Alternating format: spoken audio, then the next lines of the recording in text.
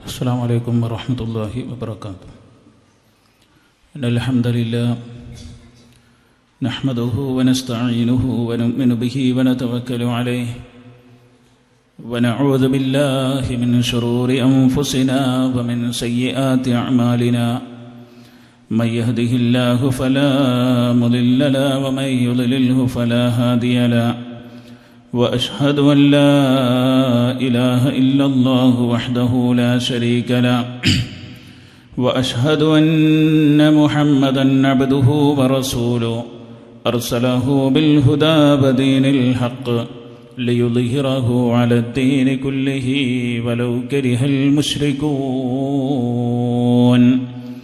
اللهم صل على محمد وعلى آل محمد كما صليت على إبراهيم وعلى آل إبراهيم إنك حميد مجيد.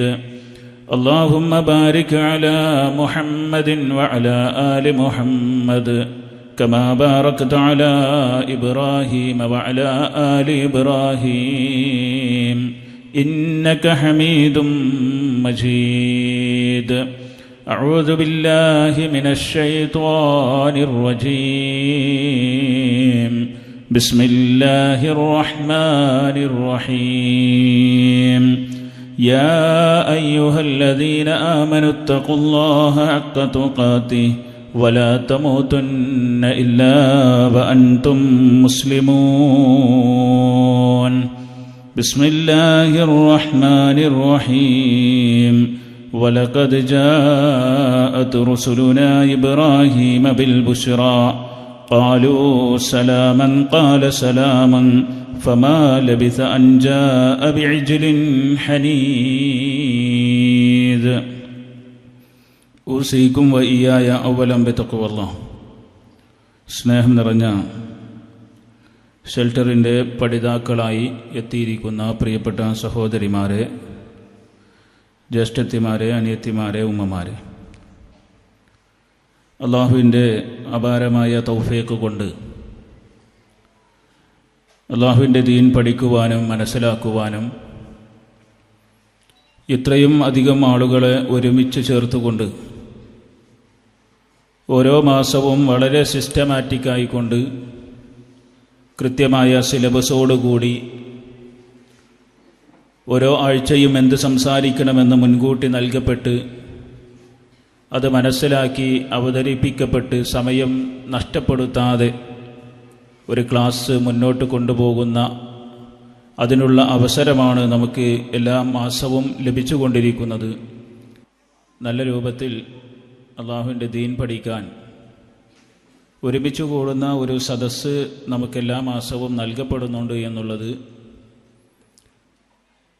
അതിൻ്റെ മറുവശം ഒരുപക്ഷെ നമുക്ക് മാനസികമായി ഒരുപാട് ഓർമ്മകൾ നമ്മുടെ മനസ്സിലുണ്ട് എങ്കിൽ കൂടി ഈ ഒരു ഭാഗത്ത് നിന്ന് ചിന്തിക്കുമ്പോൾ അതിൻ്റെ സന്തോഷം കൂടി നമ്മൾ അതിൻ്റെ ആ സന്തോഷത്തിൻ്റെ ശുക്ർ കൂടി റബ്ബിൻ്റെ മുമ്പിൽ രേഖപ്പെടുത്തേണ്ടതുണ്ട്. ആ രേഖപ്പെടുത്തുന്നതുമായി ബന്ധപ്പെട്ട ഒരു വിഷയമാണ് ആമുഖത്തിൽ ഇതിൻ്റെയൊക്കെ പ്രധാനപ്പെട്ട ഒരു കോർഡിനേറ്ററായ അബ്ദുൽ മജീദ് സാഹിബ് സൂചിപ്പിച്ചു വെച്ചത്. അത് മറ്റൊന്നുമല്ല, ഞാൻ 2-3 ക്ലാസ് തുടക്കത്തിൽ നിന്ന് ഇങ്ങോട്ട് കഴിഞ്ഞു വരുമ്പോൾ കണ്ട അത്രയും ആളുകളുടെ ഡ്രസ്സ് കുറച്ചുകൂടി മോശമായിട്ടുണ്ടോ എന്ന് എനിക്ക് തന്നെ തോന്നുന്നുണ്ട്. ഞാനതങ്ങനെ ശ്രദ്ധിച്ചിട്ടൊന്നുമില്ല ഇനി, പക്ഷേ ഇപ്പം ശ്രദ്ധിച്ച് നോക്കുമ്പോൾ എനിക്ക് തോന്നി അവരിങ്ങനെ അവതരിപ്പിച്ചപ്പോൾ. അതൊക്കെ റബ്ബിൻ്റെ മുമ്പിൽ ശുക്ർ കാണിക്കുന്നതിൻ്റെ ഒരു ഭാഗമാണ് എന്ന് നമ്മൾ പ്രത്യേകം ഓർമ്മപ്പെടുത്തുക. പിന്നെ ഒരു കാര്യവും തന്നെ നമുക്ക് നിർബന്ധിക്കാൻ പറ്റൂല എന്ന് പറഞ്ഞാൽ അത് ആഖിറവുമായി ബന്ധപ്പെട്ട വിഷയമാണ്. അത് അവന് ബോധ്യപ്പെടണം, എനിക്ക് ബോധ്യപ്പെടണം, എന്നാലേ എനിക്കത് എന്തെങ്കിലുമൊക്കെ ചെയ്യാൻ പറ്റുള്ളൂ. നിസ്കരിക്കാത്ത ഒരു മനുഷ്യനെ നീ നിസ്കരിക്ക്, നരകണ്ട്, സ്വർഗണ്ട് ഇങ്ങനെ പറഞ്ഞതുകൊണ്ട് കാര്യമില്ല. അത് അവന് ബോധ്യപ്പെടണം. ബോധ്യപ്പെട്ട് കഴിഞ്ഞാൽ അവൻ സുബഹിക്ക് മുമ്പ് അലാറം വെച്ച് പള്ളിയിലെത്തും. അല്ല എങ്കിൽ അവൻ എത്തുകയില്ല, അതിലൊരു സംശയമില്ല. അപ്പോൾ നമ്മുടെ മരണാനന്തര ജീവിതം അത് ഇസ്ലാം പഠിപ്പിച്ചത് അതൊരു സത്യമാണ്. അത് A to Z കാര്യങ്ങൾ അള്ളാഹു ചോദിക്കുക തന്നെ ചെയ്യും, അതിലൊരു സംശയവും വേണ്ട. ജീവിതം എത്രത്തോളം സത്യമാണോ അതിനേക്കാളും അപ്പുറത്തെ സത്യമാണ് മരണം. അതിനേക്കാളും വലിയ സത്യമാണ് മരണാനന്തര ലോകം എന്നുള്ളതിൽ ഒരു സംശയവുമില്ല. ആ വിഷയത്തിലേക്ക് പ്രവേശിക്കുന്നില്ല. ഇൻഷാ അല്ലാഹ് വേണ്ടി വന്നാൽ ആ നിലക്ക് നമുക്ക് സൂചിപ്പിക്കാവുന്നതാണ്. ഇപ്പോൾ കഴിഞ്ഞ മാസത്ത് നടന്നോ? ഇല്ല. അപ്പോൾ ഏതുവരെ എടുത്തതെന്ന് ഓർമ്മ ഉണ്ടോ? ഉണ്ടോ? പുസ്തകം ഉണ്ട് എല്ലാവരുടെ കയ്യിലും? എൻ്റെ കയ്യിൽ പുസ്തകം ഉണ്ട് കേട്ടോ, ഫോണിൽ. നിങ്ങൾക്ക് തന്ന അതേ പുസ്തകമാണ് ഈ വെച്ചിട്ടുള്ളത്. അപ്പം നമ്മളൊക്കെ ഇത് പ്രിപ്പയർ ആയിട്ടാണ് വരുന്നത്. അപ്പം നിങ്ങളും വീട്ടിൽ നിന്ന് ഒന്നും മറിച്ച് നോക്കണം. ഞാനൊരു ചോദ്യം ചോദിക്കുക, സത്യസന്ധമായിട്ട് മറുപടി പറഞ്ഞാൽ മതി. കഴിഞ്ഞ മാസം നടന്നിട്ടില്ല, അപ്പോൾ 2 മാസമാകാനായി ഏകദേശം. ഇതിൻ്റെ ഇടയ്ക്ക് ആ പുസ്തകം എടുത്തൊന്ന് വായിച്ച് നോക്കി എത്ര ആളുണ്ടെങ്കിൽ ഒന്ന് കയ്യൊന്നിച്ച് സത്യം പറഞ്ഞാൽ മതി. ആരും ഇല്ലെങ്കിൽ പ്രശ്നമൊന്നുമില്ല. എത്ര ആളുണ്ട് ശരിക്കും കയ്യൊന്നിക്ക്? എണ്ണാൻ മാത്രം തന്നെ ഉള്ളൂ. 1 2 3 4 5 6 7 8 9 10 11 ആൾ. എത്ര ആളാണ് രജിസ്റ്റർ ചെയ്തൊക്കെ ഇവിടെ? ഒരു 200 ആളുണ്ടാവില്ല എന്തായാലും, ഇല്ലേ? അപ്പം നമ്മളൊന്ന് വായിക്കണം. വായന ഒരു മനുഷ്യൻ്റെ ജീവിതത്തിൽ വലിയ പങ്ക് വഹിക്കും. നിങ്ങൾ വായിക്കുമ്പോൾ പ്രത്യേകം എന്താ പറയുക? നിങ്ങൾ കുട്ടികളോട് വായിക്കാൻ പറയുന്ന എത്ര ആൾ ഇവിടെ ഉണ്ട്? കുട്ടികളോട് എടുക്കടാ ബുക്ക് വായിക്കടാ എന്ന് പറയുന്ന എത്ര ആൾ ഇവിടെ ഉണ്ട്? ആ കുട്ടി നിങ്ങളോട് ചോദിക്കുകയാണ് ഷെൽട്ടറിൻ്റെ ബുക്കൊന്ന് എടുത്ത് വായിക്കുമ്പോൾ എന്ന് പറഞ്ഞാൽ നിങ്ങളോ? അങ്ങനെ ആരെങ്കിലും ചോദിച്ചിട്ടുണ്ടോ? സ്വകാര്യം എല്ലാ കുട്ടികളും ഇവിടുന്ന് നമ്മൾ മറ്റൊരു സ്ഥലത്തേക്ക് കൊണ്ടുപോയിട്ടുണ്ട്. ഏതെങ്കിലും മക്കൾ നിങ്ങളോട് ചോദിച്ചിരിക്കണം മങ്ങളെ ബുക്കൊന്ന് എടുത്ത് വായിക്കുമെന്ന് പറഞ്ഞ എത്ര ആരെങ്കിലും ഉണ്ടോ? ഒന്ന് കയ്യൊന്തിക്ക്. ഉണ്ട്, ഉണ്ടാകും. അത് ഈ കാലഘട്ടത്തിലെ കുട്ടികളുടെ പ്രത്യേകതയാണ്. ഇപ്പം ഞാൻ എൻ്റെ മോനോട് പറയുമ്പോൾ നിങ്ങൾ ബുക്കിൽ നിങ്ങൾ അറബി മാഷല്ലേ, അപ്പോൾ അറബി ബുക്ക് നിങ്ങൾ റെഫർ ചെയ്യാറുണ്ടോ എന്നോട് ചോദിക്കും. കാരണം കുട്ടികളെങ്ങനെ പിടിച്ചിരിക്കണം. ഞാൻ കുട്ടികളുടെ ചോദ്യത്തിൻ്റെ മുമ്പിൽ പിടിച്ചിരിക്കാൻ വേണ്ടിയിട്ടല്ല. പക്ഷെ ഒരു വായന മരിക്കുന്നത് വരെ നമ്മുടെ മുമ്പിൽ എന്ത് വേണം? ഒരു വായന വേണം. ഒരു പാരഗ്രാഫ് വായിച്ചാൽ മതി, എത്ര ഇൽമു കിട്ടുമെന്നറിയോ? ഇപ്പം നിങ്ങളുടെ പുസ്തകത്തിലുള്ള അറിവ് അത് വായിക്കുന്നതിൻ്റെ മുമ്പ് ഞങ്ങൾക്കും അതിനെക്കുറിച്ച് എന്ത് ചെയ്യൂല, എല്ലാ നിലക്കും എത്തിയിട്ടുണ്ടാവില്ല. പക്ഷേ ആ പുസ്തകം വായിക്കുമ്പോൾ ഞങ്ങൾക്ക് എത്രയോ ഇൽമു വർദ്ധിക്കിട്ടുണ്ട്. അള്ളാഹു നിലനിർത്തി തരുമാറാകട്ടെ. അപ്പോൾ ലോകത്ത് ഒരാളും തന്നെ എന്തല്ല, പൂർണ്ണനല്ല. പിന്നെ പൊതുവിൽ ക്ലാസ് എടുക്കുന്നവർ, അധ്യാപകർ, ഇവർക്കൊക്കെ പൊതുവിലൊരറിവ് കുറച്ച് കൂടുതലുണ്ടാവും, ഇല്ലേ? അതെന്താ കാരണം? എന്താ കാരണം? അവർ നിരന്തരം ഇത് പറഞ്ഞുകൊണ്ടേയിരിക്കുകയാണ്. നിരന്തരം പറഞ്ഞുകൊണ്ടേയിരിക്കാം. അബൂ ഹുറൈറ റളിയല്ലാഹു അൻഹുവിൻ്റെ പൂർണ്ണ പേരെന്താ? ശരിക്കുള്ള പേര്? എത്ര സമയം എത്ര ഹദീസിൽ നമ്മൾ കേട്ടിട്ടുണ്ട്. ഞാൻ തന്നെ ചോദിച്ചിട്ടുണ്ട്, ഇല്ലേ? നമ്മൾ ആലോചിക്കണം, എന്നാൽ തന്നെ കിട്ടൂല. അതെന്തേ കാരണം? നിങ്ങൾ കേൾക്കാത്തതുകൊണ്ടാണോ? അല്ല. അബ്ദുറഹ്മാൻ ഇബ്നു സഖർ റളിയല്ലാഹു അൻഹു, അതെന്താ എനിക്ക് കിട്ടിയെന്നറിയോ? നിങ്ങൾ എൻ്റെ ബുദ്ധി വ്യത്യാസം ഉണ്ടായിട്ടല്ല. ഞാൻ ഇടയ്ക്ക് എല്ലാ ക്ലാസ്സിലും ഇടയ്ക്ക് ചോദിക്കും ആളുകളോട്. അപ്പോൾ എൻ്റെ മനസ്സിലത് നിൽക്കും. അപ്പോൾ നിങ്ങൾ നിങ്ങളുടെ കുട്ടികളെ ആ രൂപത്തിലേക്ക് കൊണ്ടുവരണം. അതിന് ഏറ്റവും നല്ലത് ക്വിസ് മത്സരങ്ങളിൽ കുട്ടികളെ പങ്കെടുപ്പിക്കുക എന്നാണ്. 2 കാര്യമാണ്. ഒന്ന്, നിങ്ങളുടെ കുട്ടികൾ ഭൗതികമായി ഏറ്റവും ഉയർന്നു നിൽക്കും. ആ സ്കൂളിൽ ഏറ്റവും ടോപ്പ് നിങ്ങളുടെ കുട്ടിയായിരിക്കും ക്വിസ് മത്സരത്തിൽ പങ്കെടുപ്പിച്ച് തുടങ്ങിയാൽ. ഞാൻ കണ്ട ഒരു മാർഗ്ഗം അതാണ്. എൻ്റെ മോനതാ ചെയ്യണത്. ക്വിസ് മത്സരത്തിൽ പങ്കെടുപ്പിക്കുക. അപ്പോൾ വായിക്കാത്തതൊക്കെ അതിലൂടെ വായിച്ചോളൂ, സമ്മാനം ചിലപ്പോൾ കിട്ടും, നമുക്കും അറിവ് കിട്ടും. അപ്പോൾ ഞാനിതൊരു ചെറിയൊരു നിങ്ങളുടെ വായനയിലേക്ക് ഒരു ചെറിയൊരു മോട്ടിവേഷൻ തന്നു എന്ന് മാത്രം. അതും തന്നെ താല്പര്യമുള്ളവനെ അതൊക്കെ ചെയ്യുള്ളൂ. കേട്ടു പോകാനായിട്ട് നമ്മൾ എന്ത് ചെയ്യരുത്, ഇങ്ങോട്ട് വരരുത്. മജീദ് സാഹിബ് ചോദിക്കുന്നതിനൊരു മറുപടിയോ, ഞാൻ ചോദിക്കുന്നതിനോ, നജാത്തി ചോദിക്കുന്നതിനോ, ഒന്നും ഒരു റാഷിദ് മൗലവി ചോദിക്കുന്നതിനോ ഒരു മറുപടി ആയിട്ട് നമ്മൾ ആരും വായിക്കണ്ട. ഓരോ വായനക്കും അള്ളാൻ്റെ അടുത്ത് നിന്ന് എന്തുണ്ട്? പ്രതിഫലം ഉണ്ട്. ഓരോ ഇൽമിനും പ്രതിഫലമുണ്ട്. അത് നമുക്ക് ദുനിയാവിൽ ഉപകാരപ്പെട്ടാലും ഇല്ലെങ്കിലും അള്ളാഹുവിൻ്റെ അരികിലെത്തുമ്പോൾ ഞാനിതൊക്കെ പഠിക്കാൻ ശ്രമിച്ചു എന്ന് പറയുമ്പോൾ അതിനൊരു പോയിന്റ് കൂടുതൽ കിട്ടും. അപ്പോൾ നമ്മുടെ നാവിലൂടെ വന്ന തെറ്റുകളൊക്കെ എന്തിലൂടെ നമുക്ക് അതിനൊരു പ്രായശ്ചിത്തം നൽകാൻ നമ്മുടെ അറിവ് കൊണ്ട് സാധിക്കും. ഇൻഷാ അല്ലാഹ് ആ കൂട്ടത്തിൽ അള്ളാഹു നമ്മെ ഉൾപ്പെടുത്തി അനുഗ്രഹിക്കുമാറാകട്ടെ. ഏതായാലും ചോദിച്ച ചോദ്യത്തിന് ഉത്തരം കിട്ടിയിട്ടില്ല, ഏതുവരെ എത്തിയെന്നുള്ളത്. 7 ഫുള്ളായോ? 2 പ്രാവശ്യം എടുത്തിട്ട് ഫുള്ളായിക്കണോ? ഒരിക്കൽ നബി സല്ലല്ലാഹു അലൈഹി വസല്ലമയും നബി സല്ലല്ലാഹു അലൈഹി വസല്ലം ഒരിക്കൽ ഇങ്ങനെ മദീനയിലൂടെ ഇങ്ങനെ നടക്കുമ്പോൾ വേറെ 2 ആളെ കണ്ട്. അവരും പ്രവാചകന്റെ കൂടെ കൂടി. ഈ കഥ കേട്ടുക്കണോ? ഈ കഥ കേട്ടവർ എത്ര ആളുണ്ട്? ഇവിടുന്ന് കേട്ടുക്കണോ? അപ്പോൾ എടുത്തിട്ടില്ല. ഞാനും 8ാമത്തെ ചാപ്റ്റർ വിചാരിച്ച് വന്നതാണ്. പക്ഷേ അതിൽ നമ്മൾ മൻ കാന യുഅ്മിനു ബില്ലാഹി വൽ യൗമിൽ ആഖിർ ഫൽയുക്രിം ജാറഹു, അയൽവാസിയെ ആദരിക്കട്ടെ എന്ന് പറയുന്നിടത്ത് നിർത്തി. അതിനുശേഷം വന്നത് ഫൽയുക്രിം ലൈഫഹു, അവൻ്റെ അതിഥിയെ ആദരിക്കട്ടെ എന്ന ഭാഗം ജസ്റ്റ് സൂചിപ്പിച്ചു. അതുകൊണ്ടാണ് നിങ്ങളുടെ മനസ്സിലത് ഓർമ്മ ഉള്ളത്. അപ്പോൾ ഇൻഷാ അല്ലാഹ് അതിൻ്റെ ഒരു പൂർണ്ണതയിലേക്കും 8ാമത്തെ ചാപ്റ്ററിൻ്റെ തുടക്കവും ഇൻഷാ അല്ലാഹ് ഇന്നത്തെ ക്ലാസ്സിൽ നമ്മുടെ സമയത്തിനനുസരിച്ച് നമ്മൾ മുന്നോട്ട് കൊണ്ടുപോകും. അല്ലാഹു സുബ്ഹാനഹു വ തആല തൗഫീക്ക് നൽകി അനുഗ്രഹിക്കുമാറാകട്ടെ. ഒന്ന് എണീറ്റ് നിന്നാണ്. കുറച്ചാളുകൾക്ക് ഉറക്കം വരുന്നുണ്ട്, വളരെ കുറച്ച് ആളുകൾക്ക്. സ്വാഭാവികമാണ്. ഇന്ന് കല്യാണത്തിന് ഇന്നലെ തലേന്ന് പോയിട്ടുണ്ടാകാം, സൽക്കാരത്തിൻ്റെ തലേന്ന് പോയിട്ടുണ്ടാകാം, അല്ലെങ്കിൽ വേറെ എന്തെങ്കിലും കാരണത്താലുണ്ടാകാം. അധികവും സ്ത്രീകളാണ്. ഇനി ഒന്നുമില്ലെങ്കിൽ കുട്ടികൾ ചിലപ്പോൾ രാത്രി എന്നിട്ട് പീ പൂ പറഞ്ഞാൽ തന്നെ നിങ്ങളെ ഉറക്കം സ്വയ്പാകും. അതൊക്കെ നമുക്ക് അറിയണമാണ്. അതുകൊണ്ട് കുറച്ചാളുകൾക്ക് വരുന്നുണ്ട്. അപ്പം ഇനി ഉറക്കം പോയി എന്നുള്ളവർക്ക് ഇരിക്കാം. അപ്പോൾ വേറെ പ്രശ്നമാണ്, ഇനി ഉറങ്ങാൻ പറ്റൂല. ഉറങ്ങിക്കോളിന്നാ, പ്രശ്നമൊന്നുമില്ല. നിങ്ങളുടെ താല്പര്യത്തിനനുസരിച്ച് ഇൻഷാ അല്ലാഹ് കേൾക്കുക. ഇനി ഞാൻ ഉറങ്ങാൻ സമ്മതം തോന്നുന്നല്ല കേട്ടോ, ഉറങ്ങിക്കോളി പറഞ്ഞത് ചിലപ്പോൾ അങ്ങനെയൊക്കെ വ്യാഖ്യാനിക്കും. നബി സല്ലല്ലാഹു അലൈഹി വസല്ലമ അദ്ദേഹത്തിൽ നിന്ന് റിപ്പോർട്ട് ചെയ്ത ഒരു ഹദീസ്, ആ ഹദീസ് റിപ്പോർട്ട് ചെയ്തത് അബൂ ഹുറൈറ റളിയല്ലാഹു അൻഹു. ആരാണ്? അബൂ ഹുറൈറ റളിയല്ലാഹു അൻഹു. ഏകദേശം 5000 ചില്ലാനം ഹദീസുകളാണ് അബൂ ഹുറൈറ റളിയല്ലാഹു അൻഹു റിപ്പോർട്ട് ചെയ്തിട്ടുള്ളത്. അപ്പോൾ ആ പേര് ഇടയ്ക്ക് എന്ത് ചെയ്യും? വന്നുകൊണ്ടേയിരിക്കും. അദ്ദേഹത്തിൻ്റെ ഒറിജിനൽ പേരെന്താണ്? അബ്ദുറഹ്മാൻ ഇബ്നു സഖർ റളിയല്ലാഹു അൻഹു അദ്ദൗസി എന്നാണ്. ദൗസ് ഗോത്രക്കാരനാണ്. അപ്പോൾ അദ്ദേഹം ഇസ്ലാമിലേക്ക് വന്നൊരു ചരിത്രമുണ്ട്. നമുക്കതിൻ്റെ സമയത്തിൻ്റെ കുറവ് മൂലം സൂചിപ്പിക്കില്ല. അദ്ദേഹം ഇസ്ലാമിലേക്ക് വരാനുള്ള കാരണം തുഫൈൽ ഇബ്നു അംർ ദൗസി എന്ന ഒരു സഹാബിയുടെ പ്രബോധന ദൗത്യത്തിൻ്റെ ഭാഗമായിട്ടാണ്. ശരി, അദ്ദേഹം റിപ്പോർട്ട് ചെയ്യാണ് ഹദീസ് അബീ ഹുറൈറ റളിയല്ലാഹു അൻഹു ഖാൽ. അബൂ ഹുറൈറ റളിയല്ലാഹു അൻഹു റിപ്പോർട്ട് ചെയ്യുന്ന ഹദീസിൽ കാണുവാൻ സാധിക്കും, ഒരിക്കൽ പ്രവാചകൻ സല്ലല്ലാഹു അലൈഹി വസല്ലമ മദീനത്തെ പള്ളിയിൽ നിന്ന് അല്ലെങ്കിൽ വീട്ടിൽ നിന്ന് പുറത്തിറങ്ങി ഇങ്ങനെ നടക്കുക. ഫഇദാ ഹുവ ബി അബീ ബക്കറിൻ വ ഉമറ.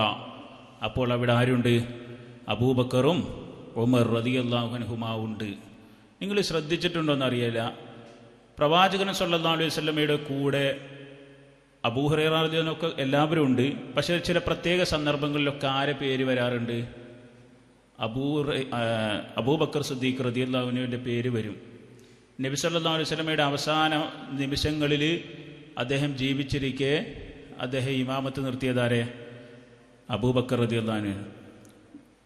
മക്കയിൽ നിന്ന് മദീനയിലേക്ക് ഹിജ്റ പോയപ്പോൾ കൊണ്ടുപോയതാരെ? അബൂബക്കർ റളിയല്ലാഹു അൻഹു.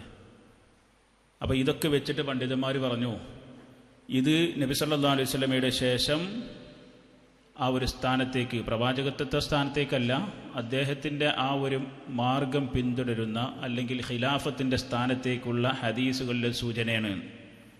മനസ്സിലാകണ്ടോ? ഇത് ഞാൻ പറയാൻ കാരണം എന്താ വെച്ചാൽ, ഷിയാക്കൾ എന്നൊരു വിഭാഗം ഉണ്ട് അല്ലേ?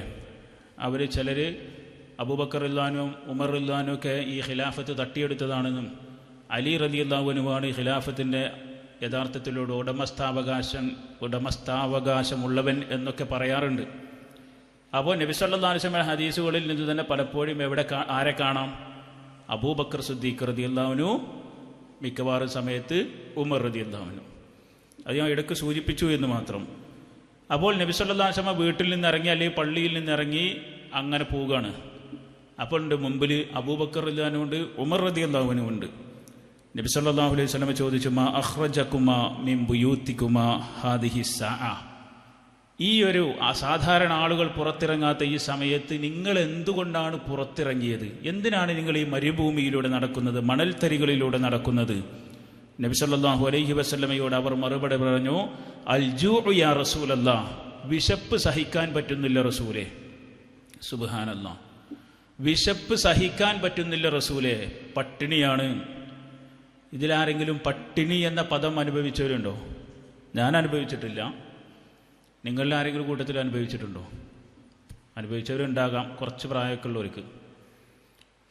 അപ്പോൾ അൽ ജൂ, വിശപ്പാണ്. ഇവിടെ പട്ടിണി നല്ല വിശപ്പാണ്. പക്ഷേ അധിക സമയങ്ങളും വയറ് നിറയെ ആർക്ക് ഭക്ഷണം കിട്ടിയിട്ടില്ല?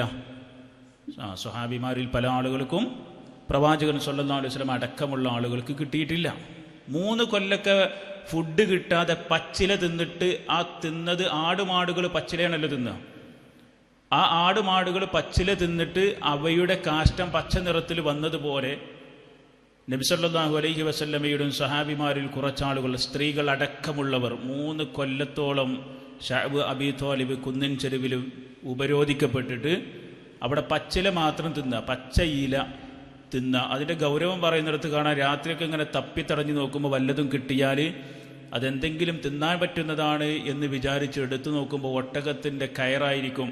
അത് തോല് കൊണ്ടുള്ളതാണ് എങ്കിൽ അതുപോലുള്ള വസ്തു വെള്ളത്തിലിട്ടിട്ട് അത് കുറേ നേരം ഇട്ടിട്ട് അതിങ്ങനെ ഒരു സോഫ്റ്റ് ആക്കിയിട്ട് അത് തിന്നിട്ടുണ്ട്. സുബ്ഹാനല്ലാഹ്. നമുക്കങ്ങനെയൊന്നുമില്ല. നമുക്ക് വിശപ്പ് അനുഭവപ്പെട്ടിട്ടുണ്ടാവും പല സമയങ്ങളിൽ. യാത്രകളിൽ ചിലപ്പോൾ നമ്മൾ പ്രയാസപ്പെട്ടിട്ടുണ്ടാകാം. നോമ്പിന് വിശപ്പുണ്ടാവും അല്ലേ? നോമ്പിന് വിശപ്പുണ്ട് എഴുതിയിട്ട് തിന്നാൻ പറ്റൂലല്ലോ. പക്ഷേ നബി സല്ലല്ലാഹു അലൈഹി വസല്ലം ഈ ഹദീസിൽ പറയാം, നബി സല്ലല്ലാഹു അലൈഹി വസല്ലമയോട് അബൂബക്കർ സിദ്ദീഖ് റളിയല്ലാഹു അൻഹുവും ഉമർ ബിൻ ഖത്താബ് റളിയല്ലാഹു അൻഹുവും പറയാണ്, അൽ ജൂഉ യാ റസൂലല്ലാഹ്, അല്ലാഹുവിൻ്റെ റസൂലേ, വിശപ്പ് സഹിക്കാതെയാണ് ഞങ്ങൾ വീട്ടിൽ നിന്ന് പുറത്തിറങ്ങിയത്. അത് കേട്ടിട്ട് റസൂലുള്ളാഹി സ്വല്ലല്ലാഹു അലൈഹി വസല്ലം പറയുന്നു, വഅന വല്ലദീ നഫ്സീ ബിയദിഹി, എൻ്റെ ആത്മാവ് ആരുടെ കയ്യിലാണോ അവൻ തന്നെയാണ് സത്യം. ലഅഖറജനില്ലദീ അഖറജകുമാ, നിങ്ങൾ രണ്ടുപേരെയും നിങ്ങളുടെ വീട്ടിൽ നിന്ന് പുറത്തു കൊണ്ടുവന്നത് എന്താണോ അതുതന്നെയാണ് എന്നെയും എൻ്റെ വീട്ടിൽ നിന്ന് പുറത്തേക്ക് കൊണ്ടുവന്നത്. എന്ന് പറഞ്ഞാൽ എന്താ? എനിക്കും വിശന്നിട്ട് വീട്ടിലൊന്നുമില്ല. അപ്പോൾ വീട്ടിലൊന്നുമില്ലാത്തത് കൊണ്ട് എന്തെങ്കിലും കിട്ടുമോ എന്ന് അന്വേഷിച്ച് ഞാനും പുറത്തിറങ്ങിയതാണ്. അപ്പോഴാണ് നിങ്ങൾ രണ്ടുപേരെയും ഞങ്ങൾ കണ്ടത്. ഖൂമു, അതുകൊണ്ട് എഴുന്നേൽക്കൂ. ഫഖാമു മഅഹു, ഞങ്ങൾ രണ്ടുപേരും അവരുടെ കൂടെ എഴുന്നേറ്റു, പ്രവാചകന്റെ കൂടെ എഴുന്നേറ്റു. ഫഅതാ റജുലൻ മിനൽ അൻസാർ, അങ്ങനെ അൻസാരികളിൽപ്പെട്ട ഒരു വ്യക്തിയുടെ അരികിൽ ഞങ്ങൾ ചെന്നു. ഫഇദാ ഹുവ ലൈസ ഫീ ബൈതിഹി, അദ്ദേഹമാകട്ടെ അദ്ദേഹത്തിൻ്റെ വീട്ടിലുണ്ടായിരുന്നില്ല. എന്തെങ്കിലുമൊക്കെ ഭക്ഷണം കിട്ടുമെന്നുള്ള നിലയ്ക്ക് പോയി നോക്കുക. അദ്ദേഹം ചെന്ന് നോക്കുമ്പോൾ ആ അൻസ്വാരിയായ മനുഷ്യൻ അദ്ദേഹത്തിൻ്റെ വീട്ടിലില്ല. പക്ഷേ അദ്ദേഹത്തിൻ്റെ ഭാര്യ അവിടെയുണ്ട്. ആ ഭാര്യ പ്രവാചകൻ സല്ലല്ലാഹു അലൈഹി വസല്ലമയെ കണ്ടപ്പോൾ പറഞ്ഞു, മർഹബൻ വ അഹ്ലാ, സ്വാഗതം സ്വാഗതം. നമ്മുടെ വീട്ടിൽ നമ്മൾ ഉറങ്ങിക്കിടക്കുന്ന നേരത്തെ ആരെങ്കിലും കയറിയെന്ന് എന്താ പറയുക? എന്തായിരിക്കും പറയാ? ഓരോരോ നേരത്തിൽ കയറി വരും, വന്നോളി അറിയും. മനസ്സിൻ്റെ ഉള്ളിൽ മെല്ലെ പറയും, ഓരോന്നിനും കയറി വരും. നേരത്തെ മനുഷ്യനപ്പം ഇടങ്ങാറാക്കാൻ, ഇവിടെ കുട്ടിക്കരയാണ്, അവിടെ അലക്കിയിട്ടില്ല, ഇവിടെ ഇതാക്കിയിട്ടില്ല, എന്നാലും പറയും ചിരിച്ചിട്ട് നിങ്ങൾ വരി ഇരിക്കും എന്ന് പറയും. കൂടുതലൊന്നും പറയണ്ടല്ലോ. ഈ പെണ്ണ് പറഞ്ഞു, നബി സല്ലല്ലാഹു അലൈഹി വസല്ലമയെ കണ്ടപ്പോൾ മർഹബൻ വ അഹ്ലാ, നിങ്ങൾക്ക് സ്വാഗതം. ഫഖാല ലഹാ റസൂലുള്ളാഹി സ്വല്ലല്ലാഹു അലൈഹി വസല്ലമ ഐന ഫുലാൻ, നിങ്ങളുടെ ഭർത്താവ് എവിടെയെന്ന് ചോദിച്ചു. അപ്പോൾ അദ്ദേഹം പറഞ്ഞു, ആ പെണ്ണ് പറഞ്ഞു, ഖാലത്ത്, അവർ പറഞ്ഞു, ദഹബ യസ്തഅദിബു ലനാ മിനൽ മാ, വെള്ളം കൊണ്ടുവരാൻ വേണ്ടി പോയതാണ്. തോൽപാത്രത്തിലൊക്കെയാണ് വെള്ളം കൊണ്ടുവരിക. ഇന്ന് പൈപ്പ് തിരിച്ചാൽ മതി, ടാപ്പ് തിരിച്ചാൽ മതി. ടാപ്പ് തിരിച്ചാൽ വെള്ളം കിട്ടും. കുറച്ച് മുമ്പ് നമ്മുടെ നാട്ടിലും തന്നെ വെള്ളം മുക്കേണ്ടിയിരുന്നു അല്ലേ? ബക്കറ്റൊക്കെ ഇട്ട് മുക്കണം. അന്ന് കുറേ സമയം നമുക്ക് ബാക്കിയില്ല. ഇനിയോ സൊറ പറഞ്ഞിരിക്കാനും അയലോക്കത്ത് പോകാനൊക്കെ സമയം ബാക്കിയുണ്ട്. ഇന്ന് പൈപ്പ് തിരിക്കാൻ തുടങ്ങി അന്ന് മുതൽ ഇപ്പം സമയമല്ല. സംഗതി സെക്കൻഡുകൾ കൊണ്ട് ബക്കറ്റ് നിറയും. അന്നൊരു ബക്കറ്റ് നിറയണമെങ്കിലോ ഒരു 3 പ്രാവശ്യമെങ്കിലും നമ്മൾ സാധാരണ മുക്കിയെടുക്കണം. പക്ഷെ അന്ന് നമുക്ക് എല്ലാവരോടും സംസാരിക്കാൻ സമയമുണ്ടായിരുന്നു. ഇത് ജാ അൽ അൻസാരി, ആ സമയത്ത് ഈ അൻസാരിയായ മനുഷ്യൻ വരികയാണ്. ഫനദറ ഇലാ റസൂലില്ലാഹി സ്വല്ലല്ലാഹു അലൈഹി വസല്ലമ വസ്വഹിബൈഹി, അവർ വന്നിട്ട് നബി സല്ലല്ലാഹു അലൈഹി വസല്ലമയെയും സഹാബിമാരാകുന്ന അബൂ ഹുറൈറ, അബൂബക്കർ സിദ്ദീഖ് റളിയല്ലാഹു അൻഹു, അതുപോലെ തന്നെ ഉമർ ബിൻ ഖത്താബ് റളിയല്ലാഹു അൻഹു, ഇവർ 3 പേരെയും നോക്കി. എന്നിട്ട് അദ്ദേഹം പറഞ്ഞെന്താ അറിയോ? സുമ്മ ഖാല, പിന്നീട് പറഞ്ഞു, അൽഹംദുലില്ലാ, ഇങ്ങനൊരു വേർഡ് നിങ്ങൾ ഏതെങ്കിലും അതിനെ കണ്ടിട്ട് പറഞ്ഞിട്ടുണ്ടോ? അൽഹംദുലില്ലാ ഇന്ന് എനിക്ക് സ്വർഗം കിട്ടിയെന്ന് ആരെങ്കിലും പറഞ്ഞിട്ടുണ്ടോ? ഉണ്ടെങ്കിൽ ഒന്ന് കയ്യൊന്നിച്ചാണ് നിങ്ങൾ. മാഷാ അല്ലാഹ്, അങ്ങനെ പറയണമെന്നോ? ഇനി ഇതിൻ്റെ ബാക്കിയൊക്കെ വായിക്കുന്നുണ്ട്. അത് വായിക്കുമ്പോൾ ഇസ്ലാമിലെ ആതിഥ്യ മര്യാദ എന്താണ്, അതിഥി ചെയ്യേണ്ടത് എന്താണ് ഒക്കെ ഉണ്ട്. ഒരു ഭാഗത്ത് ഇസ്ലാമിനെ അങ്ങനെ ഒന്നിനും പറ്റൂല എന്ന് പറഞ്ഞിട്ട് കുറേ ടീം അങ്ങനെ നടക്കുക, മറുഭാഗത്ത് ഇസ്ലാമിൻ്റെ തങ്കക്കുടമാകുന്ന ഒരുപാട് അതിൻ്റെ തത്വങ്ങൾ, അതിൻ്റെ ആശയങ്ങൾ, അതിൻ്റെ ആദർശങ്ങൾ, അതുമായി ബന്ധപ്പെട്ട് അതിൻ്റെ ആളുകൾക്ക് കൊടുക്കുന്ന ബാലപാഠങ്ങൾ, അതിങ്ങനെ കേൾക്കുമ്പോൾ ആളുകൾ ഇസ്ലാമിലേക്ക് വരിക. നമ്മളിതിനെക്കുറിച്ച് പഠിക്കണം ഇൻഷാ അല്ലാഹ്. ഇദ്ദേഹം പറയാ, പ്രവാചകൻ സല്ലല്ലാഹു അലൈഹി വസല്ലമയെ കണ്ടു, 2 സ്വഹാബിമാരെയും കണ്ടു. അപ്പോൾ അദ്ദേഹം പറഞ്ഞു, അൽഹംദുലില്ലാ മാ അഹദുൽ യൗമ അക്റഫ അദിയാഫം മിന്നി. അല്ലാഹുവിനാകുന്നു സർവസ്തുതിയും. ഇന്ന് ഈ മദീനയുടെ തെരുവോരങ്ങളിൽ ഇതുപോലെ ഒരു ആതിഥേയത്വം വഹിക്കാൻ എന്നേക്കാൾ മറ്റൊരാൾക്കും അല്ലാഹു സൗഭാഗ്യം നൽകിയിട്ടില്ല. വന്നു നിൽക്കുന്നത് ലോകത്തിന്റെ പ്രവാചകനാണ്, അഷ്റഫുൽ ഖൽഖ് മുഹമ്മദ് മുസ്തഫ സല്ലല്ലാഹു അലൈഹി വസല്ലമയാണ്. ഈ ദുനിയാവിൽ അദ്ദേഹത്തെ പോലെ ഒരു വ്യക്തി ലോകത്തില്ല. ഈ ദുനിയാവിൽ ഇതുപോലെ ഒരാളും കഴിഞ്ഞു പോയിട്ടില്ല. ഈ ദുനിയാവിൽ ഇനി ഖിയാമത്ത് നാൾ വരെ ആ ഒരു പൂമേനിയെ പോലെ ഒരു ശരീരം ഇനി ഈ ദുനിയാവിലേക്ക് കടന്നു വരാനില്ല. ലോകത്തിന്റെ എല്ലാം തന്നെ പ്രവാചകന്റെ പേരിൽ സ്വലാത്ത് ചൊല്ലപ്പെടുന്ന ഒരു മഹാനായ മനുഷ്യൻ, അല്ലാഹു സുബ്ഹാനഹു വ തആല പ്രത്യേകം സെലക്ട് ചെയ്ത മനുഷ്യൻ. ആ മനുഷ്യനും അദ്ദേഹത്തിൻ്റെ 2 കൂട്ടുകാരുമാണ് എൻ്റെ വീട്ടിലേക്ക് വന്നിട്ടുള്ളത്. അദ്ദേഹം അറിയാതെ പറഞ്ഞുപോയി, അൽഹംദുലില്ലാ ഈ 2-3 അതിഥികളെ സൽക്കരിക്കാൻ ഇന്ന് ഈ പ്രപഞ്ചത്തിൽ എന്നെപ്പോലെ മറ്റൊരാൾക്കും ഭാഗ്യം ലഭിച്ചിട്ടില്ലല്ലോ. അത് തന്ന റബ്ബേ നിനക്കാകുന്നു സർവസ്തുതിയും എന്ന് അദ്ദേഹം പറഞ്ഞു. എന്നിട്ട് നബി സല്ലല്ലാഹു അദ്ദേഹം പറഞ്ഞു, ഖാല ഫൻതലക ഫജാഅഹും ബിഇദികിൻ ഫീഹി ബുസ്റും വതംറും വറുതബ്. ഇദ്ദേഹത്തിന് കുറച്ച് തോട്ടമൊക്കെ ഉണ്ട്, ഈത്തപ്പന മരത്തിൻ്റെ തോട്ടമുണ്ട്. നബി സല്ലല്ലാഹു അലൈഹി വസല്ലം വല്ലതും ഭക്ഷിക്കാൻ കിട്ടുമെന്ന നിലക്ക് തന്നെയാണ് ചെല്ലുന്നത്. അപ്പോൾ അദ്ദേഹം നേരെ പുറത്തു പോയി ഒരു കുല ഈത്തപ്പഴം കൊണ്ടുവന്നു. അതിൽ പച്ച ഈത്തപ്പഴമുണ്ട്, പഴുക്ക ഈത്തപ്പഴമുണ്ട്, ഒരു മീഡിയമായിട്ടുള്ള ഈത്തപ്പഴമുണ്ട്, എല്ലാമുണ്ട്. അദ്ദേഹത്തിൻ്റെ മുമ്പിൽ അദ്ദേഹം അത് വെച്ചു കൊടുത്തു. എന്നിട്ട് പറഞ്ഞു, കുലൂ മിൻ ഹാദിഹി, പ്രവാചകരെ അങ്ങെല്ലാവരും ഇതിൽ നിന്ന് നിങ്ങൾ തിന്നുകൊള്ളണം. അങ്ങനെ അഖദ അൽ മുദിയ, കുറച്ച് ഭാഗം എടുത്തു. എന്നിട്ട് ഫഖാല ലഹു റസൂലുള്ളാഹി സ്വല്ലല്ലാഹു അലൈഹി വസല്ലം, ഇയ്യാക വൽ ഹലൂബ്, ഇയ്യാക വൽ ഹലൂബ്, നിങ്ങൾ കുറച്ച് പാല് പോലും അതുപോലെ തന്നെയുള്ള വല്ലതും നമുക്കിതിൻ്റെ കൂടെ കിട്ടണമെന്ന രൂപത്തിൽ നബി സല്ലല്ലാഹു അലൈഹി വസല്ലമ സംസാരിക്കുകയാണ്. അപ്പോൾ പ്രവാചകൻ സല്ലല്ലാഹു അലൈഹി വസല്ലമ അദ്ദേഹത്തിൻ്റെ കൂടെ അദ്ദേഹത്തിന് വേണ്ടിയിട്ട് മറ്റൊരു കുറച്ച് മാംസം കൂടി കൊണ്ടുവരാൻ വേണ്ടി പുറപ്പെട്ടു. ഫദബഹ ലഹും ഫഅകലൂ മിനശ്ശാത്ത്, അദ്ദേഹത്തിന് വേണ്ടി ഒരു ആടിനെ അറുത്തു. ആടിനെ അറുത്തിട്ട് അവർ ആ ഭക്ഷണത്തിൽ നിന്ന് വമിൻ ദാലിക അൽ ഇദ്കി വശരിബു, അവർ ആ വെള്ളപ്പാത്രത്തിൽ നിന്ന് വെള്ളം കുടിക്കുകയും അതുപോലെ തന്നെ കുറച്ച് മാംസം കഴിക്കുകയും അതുപോലെ തന്നെ ഈത്തപ്പഴങ്ങൾ അദ്ദേഹം ഭക്ഷിക്കുകയും ചെയ്തു. ഖാല റസൂലുള്ളാഹി സ്വല്ലല്ലാഹു അലൈഹി വസല്ലം ലി അബീ ബക്കർ വ ഉമർ, ഇതൊക്കെ തിന്നുകൊണ്ടിരിക്കുമ്പോൾ അബൂബക്കർ റളിയല്ലാഹു അൻഹുവിനോടും ഉമർ റളിയല്ലാഹു അൻഹുവിനോടും പ്രവാചകൻ പറഞ്ഞു, വല്ലദീ നഫ്സി ബിയദിഹി, എൻ്റെ ആത്മാവ് ആരുടെ കയ്യിലാണോ അവൻ തന്നെയാണ് സത്യം. ഈ സത്യവുമായി ബന്ധപ്പെട്ടൊരു വാചകം കൂട്ടിച്ചേർക്കാൻ ഞാൻ ആഗ്രഹിക്കുകയാണ്. നമ്മൾ ആരെ പിടിച്ചാ സത്യം ചെയ്യേണ്ടത്? ആരെ പിടിച്ചാ? അള്ളാഹുവിനെ. പിന്നെ ആത്യന്തിക ഘട്ടത്തിൽ പിന്നെ ആരെക്കുറിച്ചാ? 2-3 കൂടി ഇല്ലേ? അള്ളാഹനെ മാത്രം? ഉറപ്പാണോ? ഇനി അല്ലാതെ ആരെങ്കിലും സത്യം ചെയ്യുന്നുണ്ടെങ്കിൽ അറിയണം, അത് ശിർക്കാണ്, ഒരു സംശയം അതിൽ വേണ്ട. അപ്പം എന്തുകൊണ്ട് എന്നുള്ളത് ഞാൻ മനസ്സിലാക്കിയതനുസരിച്ച് കൂടി പറയാം. എന്തുകൊണ്ട് എന്നറിയാം, ഒരു ഉദാഹരണം പറയാം. ഇപ്പം ഞാനിവിടെ വന്നു പോയി, എല്ലാവരും പിരിഞ്ഞതിന് ശേഷമാണ് പോകുന്നത്. ഇവിടെ ഒരാൾ മാത്രമുണ്ട്. ആ സമയത്ത് പുറത്തിറങ്ങി ഞാൻ വന്ന് നോക്കുമ്പോൾ, അവിടെ ചെന്ന് നോക്കുമ്പോൾ എൻ്റെ കയ്യിലുള്ള ഒരു 5000 രൂപ നഷ്ടപ്പെട്ടു. സങ്കല്പിക്കുക, ഞാൻ വന്ന് നോക്കുമ്പോൾ ഒരു മനുഷ്യൻ ഇതിൽ നിന്നാണ് ഇറങ്ങിപ്പോകുന്നത് കണ്ടു. ഞാൻ വരുമ്പോൾ ഇവിടെ 5000 രൂപ കാണാനുമില്ല. എന്താ സംഭവിക്കുക? ഞാൻ എന്ത് വിചാരിക്കും? ഈ മനുഷ്യനായിരിക്കും ഇത് എടുത്തിട്ടുണ്ടാകുക. അയാൾ എടുത്തിട്ടുണ്ടോ? ഉണ്ടാകാം, ഇല്ലാതിരിക്കാം, അല്ലാഹു ആലം. അപ്പോൾ തർക്കമായി, പ്രശ്നമായി, ആ CCTVയും കാര്യങ്ങളൊന്നുമില്ല. ഞാൻ പറഞ്ഞു, നിങ്ങൾ മാത്രമേ ഇവിടുന്ന് പോയിട്ടുള്ളൂ, എൻ്റെ 5000 നിങ്ങളാണ് എടുത്തിട്ടുള്ളത്. അപ്പോൾ ആ മനുഷ്യൻ പറയാണ്, വല്ലാഹി ഞാൻ നിങ്ങളുടെ പൈസ എടുത്തിട്ടില്ല എന്ന് പറഞ്ഞാൽ അതിൻ്റെ അർത്ഥം എന്താ? ഞാനിവിടെ വന്നതും നിങ്ങളുടെ പണം ഇവിടെ വെച്ചതും നിങ്ങളുടെ പൈസ ഞാൻ എടുത്തിട്ടുണ്ടോ എന്നുള്ളതും അതിൽ നിന്ന് ഞാൻ പണം എടുത്തിട്ടില്ല എന്നുള്ളതും ആർക്കറിയാം? അള്ളാഹുവിനറിയാം.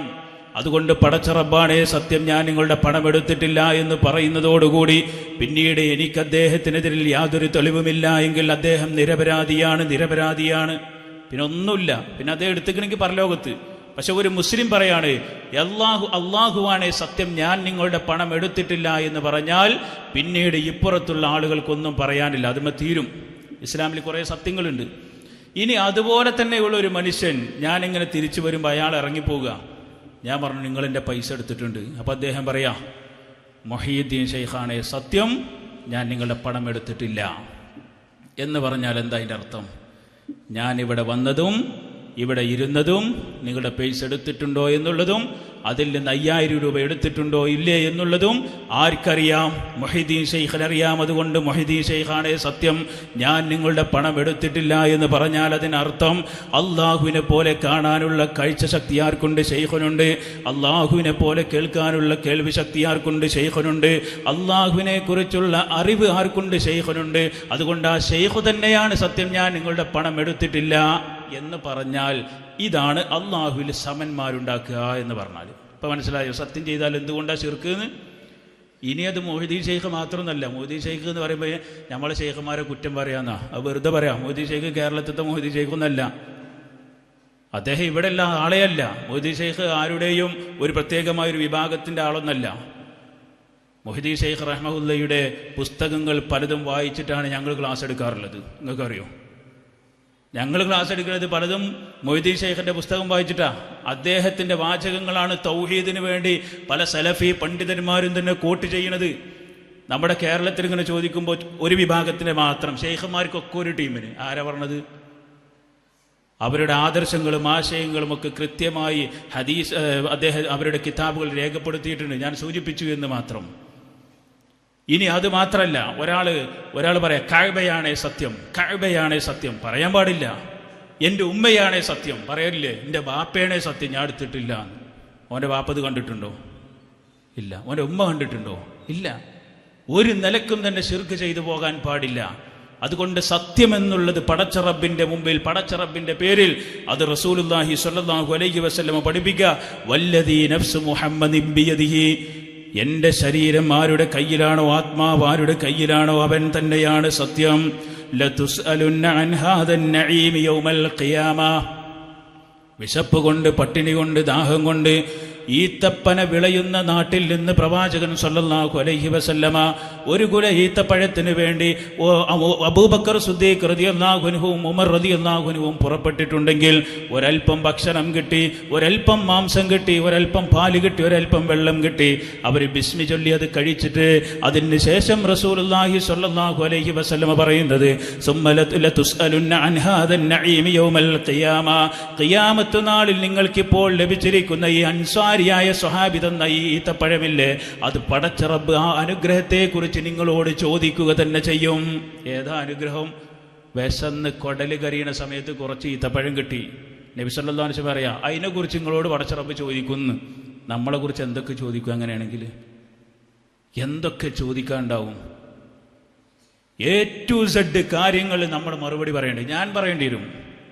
ഞാൻ നിങ്ങളുടെ മുമ്പിൽ എഴുന്നേറ്റ് നിൽക്കുന്ന ഈ സമയം പോലും അള്ളാൻ്റെ മുമ്പിൽ ചോദ്യം ചെയ്യപ്പെടും. അള്ളാഹു കാത്തുരക്ഷിക്കുമാറാകട്ടെ. എല്ലാ കാര്യങ്ങളും ഹിസാബ് 2 തരമുണ്ട്. ഒന്ന് ചെറിയ വിചാരണ ഉണ്ട്, ഒന്ന് ശക്തമായ വിചാരണ ഉണ്ട്. ചെറിയ വിചാരണ എന്താ അറിയോ? മുവഹിദായ തൗഹീദുള്ള മുഅ്മിനീങ്ങളായ ആളുകളോട് അള്ളാഹു കുറേ പാപങ്ങളൊക്കെ പുറത്തു കൊടുത്ത് പക്ക ക്ലീനായിട്ടുള്ള ആളുകളോട് പറയും, നീ ഇങ്ങനൊന്ന് ചെയ്തത് ഓർമ്മ ഉണ്ടോയിക്കും, ഇങ്ങനൊന്ന് ചെയ്തത് ഓർമ്മ ഉണ്ടോന്ന്. അത് കാണുമ്പോൾ തന്നെ ഇപ്പം ബേജാറായി. കാരണം നിസ്സാര തെറ്റ് അവിടെ വരുമ്പോൾ വളരെ ഗുരുതരമായിരിക്കും, വളരെ തെറ്റായി മാറും. അപ്പോൾ ആ മനുഷ്യൻ പറയും ഉണ്ട്. പക്ഷെ പടച്ചവൻ പറയും, നിൻ്റെ ബാക്കിയുള്ള കുറേ കാര്യങ്ങൾ വെച്ചിട്ട് ഇതൊക്കെ ഞാൻ നിനക്ക് മായ്ച്ചു തന്നിട്ടുണ്ട്, സ്വർഗത്ത് പോയിക്കോന്ന് പറയും.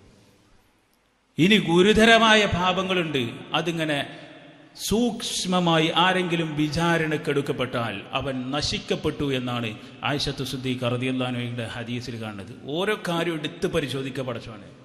മക്കളുടെ കാര്യം, ഈമാൻ്റെ കാര്യം, വിശ്വാസത്തിൻ്റെ കാര്യം, സ്വഭാവത്തിൻ്റെ കാര്യം, അയൽപക്കത്തിൻ്റെ കാര്യം, അതിഥിയുടെ കാര്യം, ഇങ്ങനെ ഓരോന്ന് എടുത്ത് ഉദ്ധരിക്കുക. അങ്ങനെ ഉദ്ധരിച്ചു കഴിഞ്ഞാൽ അവനെ സംബന്ധിച്ചിടത്തോളം അവൻ നശിപ്പിക്കപ്പെട്ടു, അവന് പ്രയാസമാണ് എന്ന് റസൂലുള്ളാഹി സ്വല്ലല്ലാഹു അലൈഹി വസല്ലമയുടെ ഹദീസിൽ കാണുവാൻ സാധിക്കും. അഖ്റജകും മിൻ ബുയൂതികുമുൽ ജൂ സുമ്മ ലം തർജിഉ ഹത്താ അസ്വാബകും ഹാദ നഈം. നിങ്ങൾ വീട്ടിൽ നിന്ന് പുറത്തിറങ്ങുമ്പോൾ വിശന്നിട്ടാണ് തിരിച്ചു പോകുന്നതോ വയറ് നിറച്ചിട്ടാണ്, അത് അനുഗ്രഹമാണ്. അതിനെക്കുറിച്ച് നിങ്ങളോട് അല്ലാഹു സുബ്ഹാനഹു വ തആല ചോദിക്കുക തന്നെ ചെയ്യുമെന്ന് നബി സല്ലല്ലാഹു അലൈഹി വസല്ലമ റിപ്പോർട്ട് ചെയ്യുക, ഹദീസായിട്ട് പറഞ്ഞു തരിക. നബി സല്ലല്ലാഹു അലൈഹി വസല്ലമ അദ്ദേഹത്തിൻ്റെ കഴിഞ്ഞുപോയ ഒരുപാട് അമ്പിയാക്കന്മാരുടെ ചരിത്രങ്ങൾ വിശുദ്ധ ഖുർആനിൽ രേഖപ്പെടുത്തിയിട്ടുണ്ട്. അതിൽപ്പെട്ട ഒരു ചരിത്രമാണ് ഞാൻ ഓതിവെച്ച ഇബ്രാഹിം അലൈഹിസ്സലാത്തു വസ്സലാമിൻ്റെ ചരിത്രം. ഇബ്രാഹിം നബി അലൈഹിസ്സലാത്തു വസ്സലാമിൻ്റെ അരികിലേക്ക് കുറച്ച് ആളുകൾ വന്നു. കാണാൻ നല്ല ഭംഗിയുള്ള ആളുകളാണ്, പുരുഷന്മാരാണ്. ആ ആളുകൾ ആരായിരുന്നു? ആ ആളുകൾ മലക്കുകളായിരുന്നു. ഇനി നിങ്ങൾ ശരിക്കും ശ്രദ്ധിക്കണം കേട്ടോ. ഇവിടെ ഞാൻ ആ വിഷയം എങ്ങനെയാണ് പറയേണ്ടത് എന്ന് വിചാരിച്ചിരിക്കുക. ഇപ്പോൾ എനിക്കതിലേക്കൊരു ലിങ്ക് കിട്ടി. വിഷയം ഞാൻ പറയാം. ഇബ്രാഹിം നബി അലൈഹിസ്സലാത്തു വസ്സലാമിൻ്റെ മുമ്പിൽ നല്ല ചുറുചുറുക്കുള്ള പുരുഷന്മാർ വന്നു, യുവാക്കൾ വന്നു. ഇബ്രാഹിം നബി അലൈഹിസ്സലാത്തു വസ്സലാം അതുവരെ അങ്ങനെയൊരു വിഭാഗത്തെ ആ മണ്ണിൽ കണ്ടിട്ടേയില്ല. അത്രയും ഭംഗിയുള്ള ചെറുപ്പക്കാർ. അപ്പോൾ അങ്ങനെ വന്ന ഉടനെ തന്നെ ആതിഥേയനാണ് ഇബ്രാഹിം നബി അലൈഹി സ്വലാത്തു വസ്സലാം. വന്നവർ അതിഥിയാണ്. ഇബ്രാഹിം നബി അലൈഹി സ്വലാത്തു വസ്സലാം ഉടനെ തന്നെ ഒരു മൂരിക്കുട്ടിയെ അറുത്തു, ഒരു കാളക്കുട്ടിയെ അറുത്തു. ഒരു ഇജ്ല് എന്നാണ് വിശുദ്ധ ഖുർആനിലുള്ള പ്രയോഗം.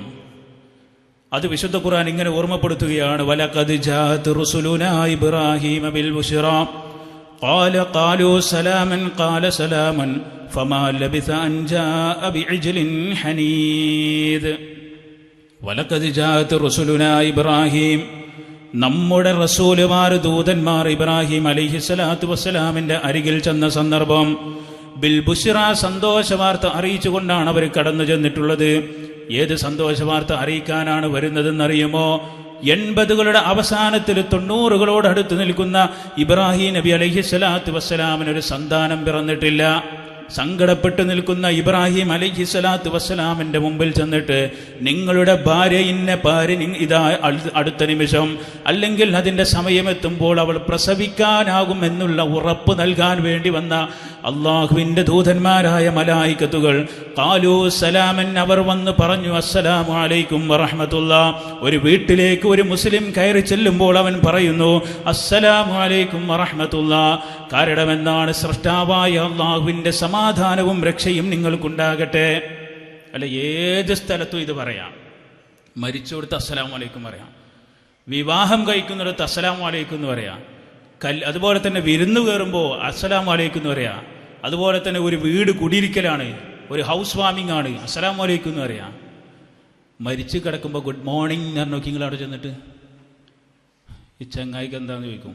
ഇംഗ്ലീഷുകാർ ചിലപ്പോൾ പറയാം, അതുപോലെ നാട്ടിലത്തെ ഒരു ഇതാണ്. പക്ഷെ നമ്മളെ നാട്ടിൽ മരിച്ചു കിടക്കുക, അപ്പോൾ ഗുഡ് മോർണിംഗ് എന്ന് പറഞ്ഞാൽ എന്തായിരിക്കും? അവിടെ അസ്സലാമു അലൈക്കും എന്ന് പറഞ്ഞാലോ അതിനേക്കാട്ടിൽ വലിയ നല്ലൊരു പദമുണ്ടോ? ഇല്ല. വീട് കുടിയിരിക്കലാണ്, അസ്സലാമു അലൈക്കും, നിങ്ങൾക്ക് ഈ ഭവനത്തിൽ അള്ളാഹുവിൻ്റെ സമാധാനം ഉണ്ടാകട്ടെ. എത്ര നല്ല വാചക! വിവാഹം കഴിപ്പിച്ച് പറഞ്ഞേക്കുക, അപ്പോൾ മരുമകനോടും മകളോടും പറയാം അസ്സലാമു അലൈക്കും. എത്ര നല്ല വാചക! ആരെ കണ്ടാലും പറയാൻ പറ്റുന്ന, അതാണ് ഇസ്ലാമിൻ്റെ മഹത്വം. ഒരാളുടെ മുമ്പിലും തന്നെ പറയാൻ പാടില്ലാത്ത ഒരു വാചകവും ഇസ്ലാം പഠിപ്പിച്ചിട്ടില്ല. അതുകൊണ്ട് തന്നെ ഈ മലക്കുകൾ വന്നിട്ട് പറയുകയാണ് സലാമൻ, അസ്സലാമു അലൈക്കും. ഖാല, അദ്ദേഹം മറുപടി പറയുകയാണ് സലാമൻ, നിങ്ങൾക്കും തന്നെ സമാധാനമുണ്ടാകട്ടെ. ഫമാ ലബിസ അൻ ജാഅ ബിഇജ്ലിൻ ഹനീദ്. ഒരു പൊരിച്ച മൂരിക്കുട്ടിയെ അവരുടെ മുമ്പിൽ കൊണ്ടുവന്ന് നിർത്തി കൊടുക്കുകയാണ്. അവിടെ മുമ്പിലൊരു മൂരിക്കുട്ടിയെ നല്ല പാചകമൊക്കെ ചെയ്തിട്ട് പാകം ചെയ്തിട്ട് കൊണ്ടു വെച്ചു. പക്ഷെ എന്താ സംഭവം? തിന്നാൻ പറഞ്ഞിട്ട് കൈ നീട്ടണില്ല.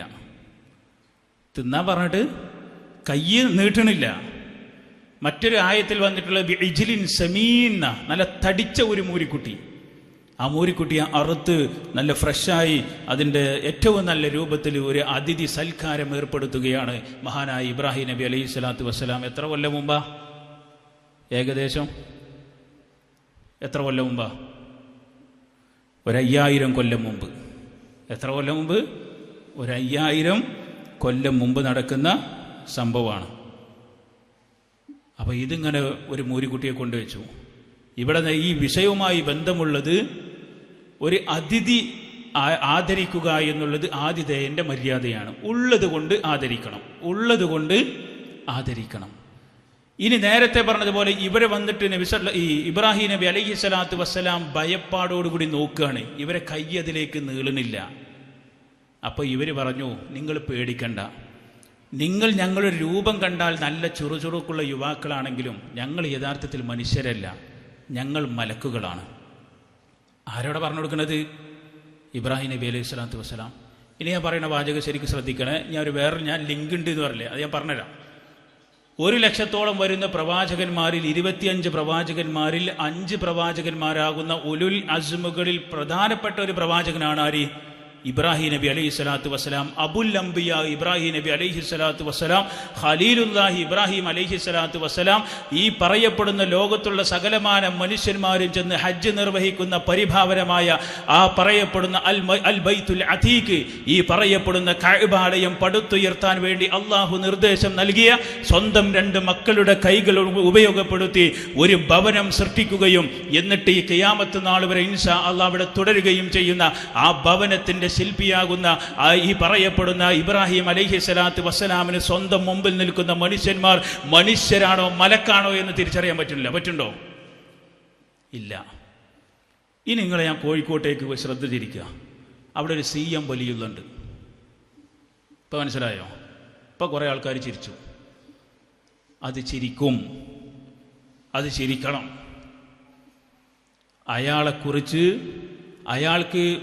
അയാളെക്കുറിച്ച് വ്യക്തിപരമായി ഞാനൊന്നും പറയുന്നില്ല, പക്ഷെ മാനസിക പ്രശ്നമുള്ള ഒരു വ്യക്തിയായിരുന്നു. അയാളെക്കുറിച്ച് പാടി പാടി പാടി എവിടെ എത്തിയെന്നറിയോ? CM ആണ് ഉടയോൻ, ഞങ്ങളുടെ പടച്ചോൻ CM ആണ്. നഊദു ബില്ലാഹ്. ഈ പാട്ട് കേട്ട് എത്രയെങ്കിലും ആളുണ്ട് അവിടെ? ഇല്ലെങ്കിൽ നിങ്ങളതും കേൾക്കണം, യൂട്യൂബിൽ അടിച്ചാൽ കിട്ടും. നല്ല മ്യൂസിക്കൊക്കെ ഇട്ടിട്ട് ഒരു പാട്ടിറക്കി. CM ആണ് ഉടയോൻ, ഞങ്ങളുടെ പടച്ചോൻ CM ആണ്. ഏത്? ചിറ്റടി മീത്തൽ അബൂബക്കർ എന്ന് പറയപ്പെടുന്ന CM. അതിന്റെ ഫുൾ ഫോം അതാ, ചിറ്റടി മീത്തൽ അബൂബക്കർ CM. വലിയുള്ള എന്ന് അവരൊക്കെ പറയുന്നത് പോലെ അങ്ങനെ പറയാന്ന് മാത്രം. നഊദു ബില്ലാഹ്. അയാളാണ് പടച്ചോൻ. ഇബ്രാഹിം നബി അലൈഹി സ്വലാത്തു വസ്സലാമിന് നൽകപ്പെടാനാകാത്ത വിശേഷണം ചാർത്തിക്കൊടുക്കുന്ന മനുഷ്യന്മാര്. കോഴിക്കോട് ദേശത്ത് ജനിച്ചു വളർന്ന ഒരു മനുഷ്യനെ പടച്ച റബ്ബിന്റെ സ്ഥാനത്തേക്ക് ഉയർത്തുന്ന മനുഷ്യന്മാര്. നിങ്ങൾക്കറിയും പേരോട് അബ്ദുറഹ്മാൻ സഖാഫി. കേട്ടവരൊന്ന് കയ്യൊന്നിക്കും. അദ്ദേഹത്തിന്റെ ഒരു പ്രസംഗമാണ് ഞാൻ സ്റ്റാറ്റസ് വെച്ചത്. എന്താ പറഞ്ഞറിയോ? അദ്ദേഹം പറയാ, പാടി പാടി പാടി ഇപ്പോൾ നമ്മുടെ CMനെ പടച്ചോനായി ഉയർത്തിയിട്ടുണ്ട്. അദ്ദേഹം പ്രസംഗിക്കുക, അള്ളാഹുവിൻ്റെ ഔലിയാക്കളെ പടച്ചോന്റെ സ്ഥാനത്തേക്ക് ഉയർത്തിയവൻ കാഫിറാണ്. ഞാൻ പറഞ്ഞല്ല, എൻ്റെ അടുത്ത് അതിൻ്റെ ഇതുണ്ട്, ക്ലിപ്പുണ്ട്. ഇപ്പം അടുത്ത് നടന്നത് ഇതൊക്കെ. ഈ പാട്ട് ഇറങ്ങിയിട്ട് 1-1.5 ഉള്ളൂ. അതിശക്തമായി പ്രോഗ്രാമുകൾ സംഘടിപ്പിച്ചു. പെരിന്തൽമണ്ണയിൽ വെച്ച് നല്ല ഒരു പ്രോഗ്രാം സംഘടിപ്പിച്ചു. മുസ്ലിം ഉമ്മത്തിനെ, നമ്മളെപ്പോലെ ജനിച്ച് വളർന്ന് മാനസികമായി പ്രയാസപ്പെട്ട് അവസാനം മരണപ്പെട്ടു പോയ ഒരു മനുഷ്യനെ പടച്ച റബ്ബാണ്, ഉടയോനാണ് എന്ന് പറയാൻ ഈ കേരള മണ്ണിലല്ലാതെ ഈ ദുനിയാവിൽ എവിടെ ആരും മുതിർന്നിട്ടുണ്ടാവില്ല. കേരളത്തിൽ മാത്രമേ അത് സംഭവിച്ചിട്ടുള്ളൂ. ഇത് തമാശയായി പറയുന്നതല്ല. അള്ളയാണ് CM. അദ്ദേഹം പ്രസംഗിച്ചു. അദ്ദേഹം പ്രസംഗിച്ചതിൻ്റെ 2-3 മിനിറ്റ് ഉണ്ട്. അദ്ദേഹം പറഞ്ഞു, അങ്ങനെ ആരെങ്കിലും വിശ്വസിക്കുന്നുവെങ്കിൽ അവൻ ഇസ്ലാമിൽ നിന്ന് പുറത്താണ്. ഇത് സലഫി പ്രസ്ഥാനത്തിൻ്റെ ആളുകൾ പ്രസംഗിച്ചല്ല. പേരോട് അബ്ദുറഹ്മാൻ സഖാഫ്. ഇത് പേരെടുത്ത് ഉദ്ധരിക്കുക. നിങ്ങൾക്കതിൻ്റെ റെഫറൻസ് വേണം. നമ്മുടെ മുസ്ലിം സമൂഹം അവരുടെ ആദർശത്തിൽ എത്രത്തോളം പിറകിൽ ഏറ്റവും മോശമായൊരവസ്ഥയിലേക്ക് പോയി എന്നറിയാനാ. എന്നിട്ട് അവിടെ നിർത്തിയിട്ടില്ല. ഒരാൾ ഇസ്ലാമിൽ നിന്ന് പുറത്തായി എന്ന് പറഞ്ഞാൽ പിന്നീട് അവിടെ നിന്ന് ഇങ്ങോട്ട് വരുന്ന കുറേ സംഭവങ്ങളുണ്ട്. പേരോട് അബ്ദുറഹ്മാൻ സഖാഫി പറഞ്ഞത് ആദ്യമായി അവൻ്റെ ഭാര്യയുമായി ബന്ധം ചേർത്താൻ പിന്നെ പാടില്ല, പിന്നെ ഒരുമിച്ച് കടക്കാൻ പറ്റൂല, ലൈംഗിക ബന്ധത്തിൽ ഏർപ്പെടാൻ പാടില്ല. ഇസ്ലാം എന്നൊരു പുറത്തു പോയാൽ മക്കളുമായുള്ള ബന്ധം തീരും, അനന്തരം മുതൽ കൊടുക്കാൻ പാടില്ല, പള്ളിയിൽ നിന്ന് പുറത്താക്കപ്പെടും. പള്ളിയുടെ പിറകുവശത്ത് മതിൽ കെട്ടുകൾക്കുള്ളിൽ ഉണ്ടാക്കപ്പെട്ട ഈ പറയപ്പെടുന്ന മക്ബറ ഖബർസ്ഥാനിൽ ഈ മനുഷ്യനെ പിന്നീട് മറമാടാൻ പറ്റൂല. ഇതൊന്നും എൻ്റെ വാചകമല്ല, പേരോട് അബ്ദുറഹ്മാൻ സഖാഫിൻ്റെ വാചകങ്ങളാണ്. നിങ്ങളൊന്ന് ആലോചിച്ച് നോക്കി. ഇതുകൊണ്ടാണ് ഞാൻ നേരത്തെ പറഞ്ഞ ഇബ്രാഹിം നബി അലൈഹി സ്വലാത്തു വസ്സലാം, ആ ഇബ്രാഹിം നബി അലൈഹി സ്വലാത്തു വസ്സലാമിന് സ്വന്തം മുമ്പിൽ നിൽക്കുന്ന മലക്കുകളാണ് എന്ന് തിരിച്ചറിയാൻ പറ്റുകയില്ല എങ്കിൽ എങ്ങനെയാണ് CM എന്ന് പറയപ്പെടുന്ന വ്യക്തിക്ക് പടച്ചറബിന്റെ സ്ഥാനം കൊടുക്കാൻ പറ്റുക? അതിന് മറ്റൊരുത്തുണ്ട്. പടച്ചറബിന്റെ സ്ഥാനം കൊടുത്താൽ പിന്നീട് ഈ പറയപ്പെടുന്ന AM സ്കൂളിന്റെ മുമ്പിൽ അതിൻ്റെ ഉള്ളിൽ ഷെൽട്ടറിൽ പങ്കെടുക്കുന്നവരാരൊക്കെയെന്ന് CMന് ബോധം വേണ്ടേ? റബ്ബിനറിയാം ഇവിടെ എത്ര ആളുണ്ടെന്ന് എനിക്കറിയില്ല, നിങ്ങൾക്കറിയില്ല. ഇവിടെ ഇരിക്കുന്ന ആള് എത്ര ബാക്കിൽ എത്ര ലൈൻ ഉണ്ട് എന്ന് ഇതിന് മുമ്പിൽ ഇരിക്കുന്ന ആളുകൾക്കറിയില്ല. തൊട്ട് ബാക്കിലിരിക്കുന്നവരുടെ വസ്ത്രം ഏതാണ് എന്നറിയുകയില്ല. ഇതുപോലുള്ളൊരു സാധാരണക്കാരന് റബ്ബാണ് എന്ന് പറഞ്ഞാൽ അതിനർത്ഥം ഈ ദുനിയാവിലുള്ളത് മുഴുവനും അറിയാമെന്നാണ്. ഇബ്രാഹിം നബി അലൈഹി സ്വലാത്തു വസ്സലാം അദ്ദേഹത്തിന് തൊട്ട് മുമ്പിൽ ഇരിക്കുന്ന മനുഷ്യനാണോ മലക്കാണോ എന്നറിയില്ല. അതൊക്കെ റബ്ബ് പറഞ്ഞു കൊടുക്കണം, വഹിയുണ്ടെങ്കിലേ അറിയുള്ളൂ. അതുകൊണ്ട് പ്രിയപ്പെട്ടവരെ, അത് ആദർശത്തിൻ്റെ വിഷയമാണ്. അത് ഏതെങ്കിലും ഒരു വസ്ത്രത്തിൻ്റെ വിഷയമല്ല. അതൊരു പെണ്ണ് പള്ളിയിൽ പോകണോ വേണ്ടേ എന്നുള്ള ചർച്ചയല്ല, അല്ലെങ്കിൽ എങ്ങനെ ഈ രൂപത്തിലുള്ള ഒരു സലാം പറയുന്ന വിഷയമല്ല. പച്ചയായി ഇസ്ലാമിൻ്റെ മടിത്തട്ടിൽ നിന്ന് പുറത്തു പോകുന്ന വിഷയമാണത്. ഇത് കേരള മണ്ണിൽ എവിടെ വേദി കിട്ടിയാലും പറയാതിരിക്കാൻ നിർവാഹമില്ല. ഞാൻ വിഷയത്തിലേക്ക് തിരിച്ചു വരികയാണ്. ഇബ്രാഹിം നബി അലൈഹി സ്വലാത്തു വസ്സലാം ഒരാട്ടിൻകുട്ടിയെ അറുത്തു. നമ്മളും അറുക്കാറുണ്ട്. എന്തിനറുക്കുക? കോയിനറുക്കല്ലേ ഇല്ലേ? പണ്ടൊക്കെ എങ്ങനെയാണ് അറുത്തീനിയത്? പണ്ട് ഇപ്പം വിരുന്നാരില്ല. ആരെ വിരുന്നാർ വരല്? വിരുന്നാർ വന്നാൽ തന്നെ ഫോൺ എടുക്കും, എന്നിട്ട് മധുഹൂത്ത് കുയ്മന്തി അത് ഇത് എന്ന് പറഞ്ഞിട്ട് ഒരു 500 റുപ്യ കൊടുത്ത് 50 റുപ്യ വരുന്നവന് എക്സ്ട്രയും കൊടുത്തിട്ട് നമ്മുടെ തടിയുടെ സലാമത്താക്കും. 500 റുപ്യ ഉണ്ടെങ്കിൽ വിരുന്നാരൊന്നും അവന് അടുക്കളയിൽ ഒന്നും ഉണ്ടാവില്ല. പണ്ടങ്ങനെയല്ല. പണ്ട് വൈകുന്നേരമാണ് വിരുന്നാർ വരിക. കാരണം എന്താണ്? വിളിച്ച് പറയാൻ ഫോണില്ല. സ്കൂൾ വിട്ടിട്ട് ബസ്സൊക്കെ കയറി 2-3 കുട്ടികളെ ഒക്കത്തും മറ്റേതിലൊക്കെ കെട്ടി 2 ദിവസം നിൽക്കാനുള്ളതൊക്കെ ആയിട്ട് വരും. വന്നാൽ പിന്നെ ആകെ ബേജാറാ. കോയിനെ പിടിക്കലായി, ആട്ടലായി, അറുക്കലായി, മൊല്ലാക്കാൻ്റെ അടുത്ത് കൊണ്ട് പായലായി ഇല്ലേ? പള്ളിക്കത്തെ ഉസ്താദിൻ്റെ അടുത്തൊക്കെ കോയിനെ കൊണ്ടേ ആരെങ്കിലും ഉണ്ടെങ്കിൽ ഒന്ന് കൈയൊത്തിച്ചാണ്. പള്ളിക്കത്തെ ഉസ്താദെന്നല്ല, നമുക്ക് അറുക്കണമെങ്കിൽ ചില ആളുകൾ വേണ്ടിയിരുന്നു. അതാർക്കും അറുക്കട്ടോ. ബിസ്മില്ലാ അല്ലാഹു അക്ബർ എന്ന് പറഞ്ഞ് നിസ്കരിക്കുന്ന ആർക്കും അറുക്കാം. ശരി, അതൊന്നും ഞാൻ ഒരു വിഷയത്തിലേക്ക് കൊണ്ടുവരുന്നില്ല. പക്ഷെ ഞാൻ പറയുന്നത് കോഴിയെ പിടിച്ചിരുന്നു. അതേപോലെ അന്ന് ഇബ്രാഹിം നബി അലൈഹി സ്വലാത്തു വസ്സലാം പിടിച്ചത് എന്താ? മൂരിക്കുട്ടിനെയാണ്. നമ്മളെ വീട്ടിലെ ആടിനെ അറുത്തിക്കണം. ആരെങ്കിലും അതിഥി വന്നിട്ട് ആടിനെങ്ങാനും അറുത്താൽ അറുക്കണോനറുക്കും, ആടിനെ നോക്കണോ ഇല്ലേ? അന്ന് വേണ്ട. മാന്യമായി നമ്മൾ എന്ത് ചെയ്യുക? അതിഥിയെ പിരിക്കണം. ഇനി ഞാൻ നിങ്ങളെ മറ്റൊരു ഹദീസിലേക്ക്, ഇത് ഇപ്പോൾ നേരത്തെ സൂചിപ്പിച്ച പോലെ 2 പ്രാവശ്യമായി ഈ ക്ലാസ്സിനടുത്ത് പറഞ്ഞില്ലേ, ഏതായാലും റിപ്പീറ്റേഷനൊന്നും വന്നിട്ടില്ല എന്ന് എനിക്ക് ഉറപ്പാണ് ഇൻഷാ അല്ലാഹ്. അപ്പോൾ മറ്റൊരു ഹദീസിലേക്ക് കൂടി നിങ്ങളുടെ ശ്രദ്ധയെ കൊണ്ടുവരിക. നബി സല്ലല്ലാഹു അലൈഹി വസല്ലമ അദ്ദേഹത്തിൻ്റെ ഹദീസിൽ നമുക്ക് ഇങ്ങനെ കാണുവാൻ സാധിക്കും. ഒരു മനുഷ്യൻ, ആ മനുഷ്യൻ എത്ര കാലമാണ് യഥാർത്ഥത്തിൽ ഒരു വീട്ടിൽ അതിഥിയായി താമസിക്കാൻ പറ്റുക എന്നുള്ളതിനെക്കുറിച്ച് ഒരു ഹദീസ് നമുക്ക് കാണുവാൻ സാധിക്കും. ആ ഹദീസിൽ എന്തൊക്കെയുള്ളതെന്നറിയോ? കുറേ കാര്യങ്ങൾ പറയുന്നിടത്ത് കാണുവാൻ സാധിക്കും. ഒരു ദിവസം, ശരിക്കും ശ്രദ്ധിച്ചോളി, ഒരു ദിവസം കഴിഞ്ഞിട്ടാണ് അതിഥിയോട് എന്തിനാ വന്ന് ചോദിക്കാൻ പറ്റുക. ഒരു ദിവസം നമ്മളൊക്കെ 24 മണിക്കൂർ നിന്നിട്ട് പിന്നെ ചോദിക്കാം, അല്ല നിങ്ങൾ എന്തിനാ വന്നതെന്ന്. അപ്പോൾ കാര്യം മനസ്സിലായി, ഇന്നതിനാണ് വന്നത്. പിന്നെ എന്നാ പോണേന്നുണ്ട് ഒരു ചോദ്യം ഉണ്ടല്ലോ നമുക്ക്. ഇപ്പം ചോദ്യമല്ല, കട്ടൻ ചായ എടുത്തു കൊടുക്കും. അപ്പോൾ വന്നോന് മനസ്സിലായി ഇത് പോകാനൊരു കട്ടനാണ്. വരുമ്പോൾ പാൽ ചായയും ഹോർലിക്സും. കട്ടൻ ചായ എടുത്ത് വെച്ചാൽ മനസ്സിലായി നമ്മൾ തീരുമാനമായിക്കണ് ഇവർക്ക്. അപ്പം എല്ലാം ഇറങ്ങി പോക്കാണ്. പക്ഷെ അതിലുള്ളത് 3 ദിവസം നമ്മളെ വീട്ടിൽ താമസിക്കാനുള്ള അവകാശം ആർക്കുണ്ട്? അതിഥിക്കുണ്ട്. 4ാമത്തെ ദിവസമാണെങ്കിൽ നമുക്ക് എന്ത് ചെയ്യാം, എനിക്ക് ഇനി തിരക്കൊക്കെ ഉണ്ട്, അപ്പം നിങ്ങൾ പോണില്ലേ എന്ന് വേണമെങ്കിൽ ചോദിക്കാം. നമ്മൾ ആഫീസ് പൂട്ടില്ലേ? അപ്പോൾ ഒരു ദിവസം കഴിഞ്ഞിട്ട് നിങ്ങൾ എന്തിനാ വന്ന് ചോദിക്കാൻ പാടുള്ളൂ. 3 ദിവസം കഴിഞ്ഞിട്ട് ഇവർക്ക് പോകേണ്ടിയുള്ളൂ.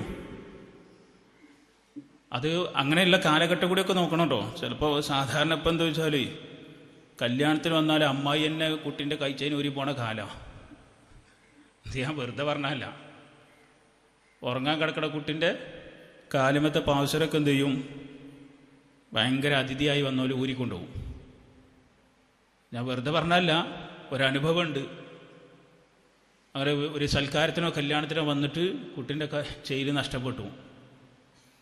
ഊരിക്കൊണ്ടുപോയ ആ വ്യക്തിയുടെ വീട്ടിലേക്ക് ഈ ആതിഥേയന് പിന്നീട് പോകേണ്ടി വന്നപ്പോൾ പിന്നെ പെണ്ണുങ്ങൾക്കൊരു പ്രത്യേകത, സ്വർണ്ണം എവിടെ എന്തെങ്കിലും ഒരു അടയാളം ഓരോ മനസ്സിലുണ്ടാവും. എവിടുന്ന് കിട്ടിയാലും അത് അവനാരാണെന്ന് തിരിച്ചറിയും. ഇല്ല, ഞങ്ങൾക്ക് കഴിയൂലേ? ഞങ്ങൾക്ക് കഴിയൂല, എനിക്ക് കഴിയൂല.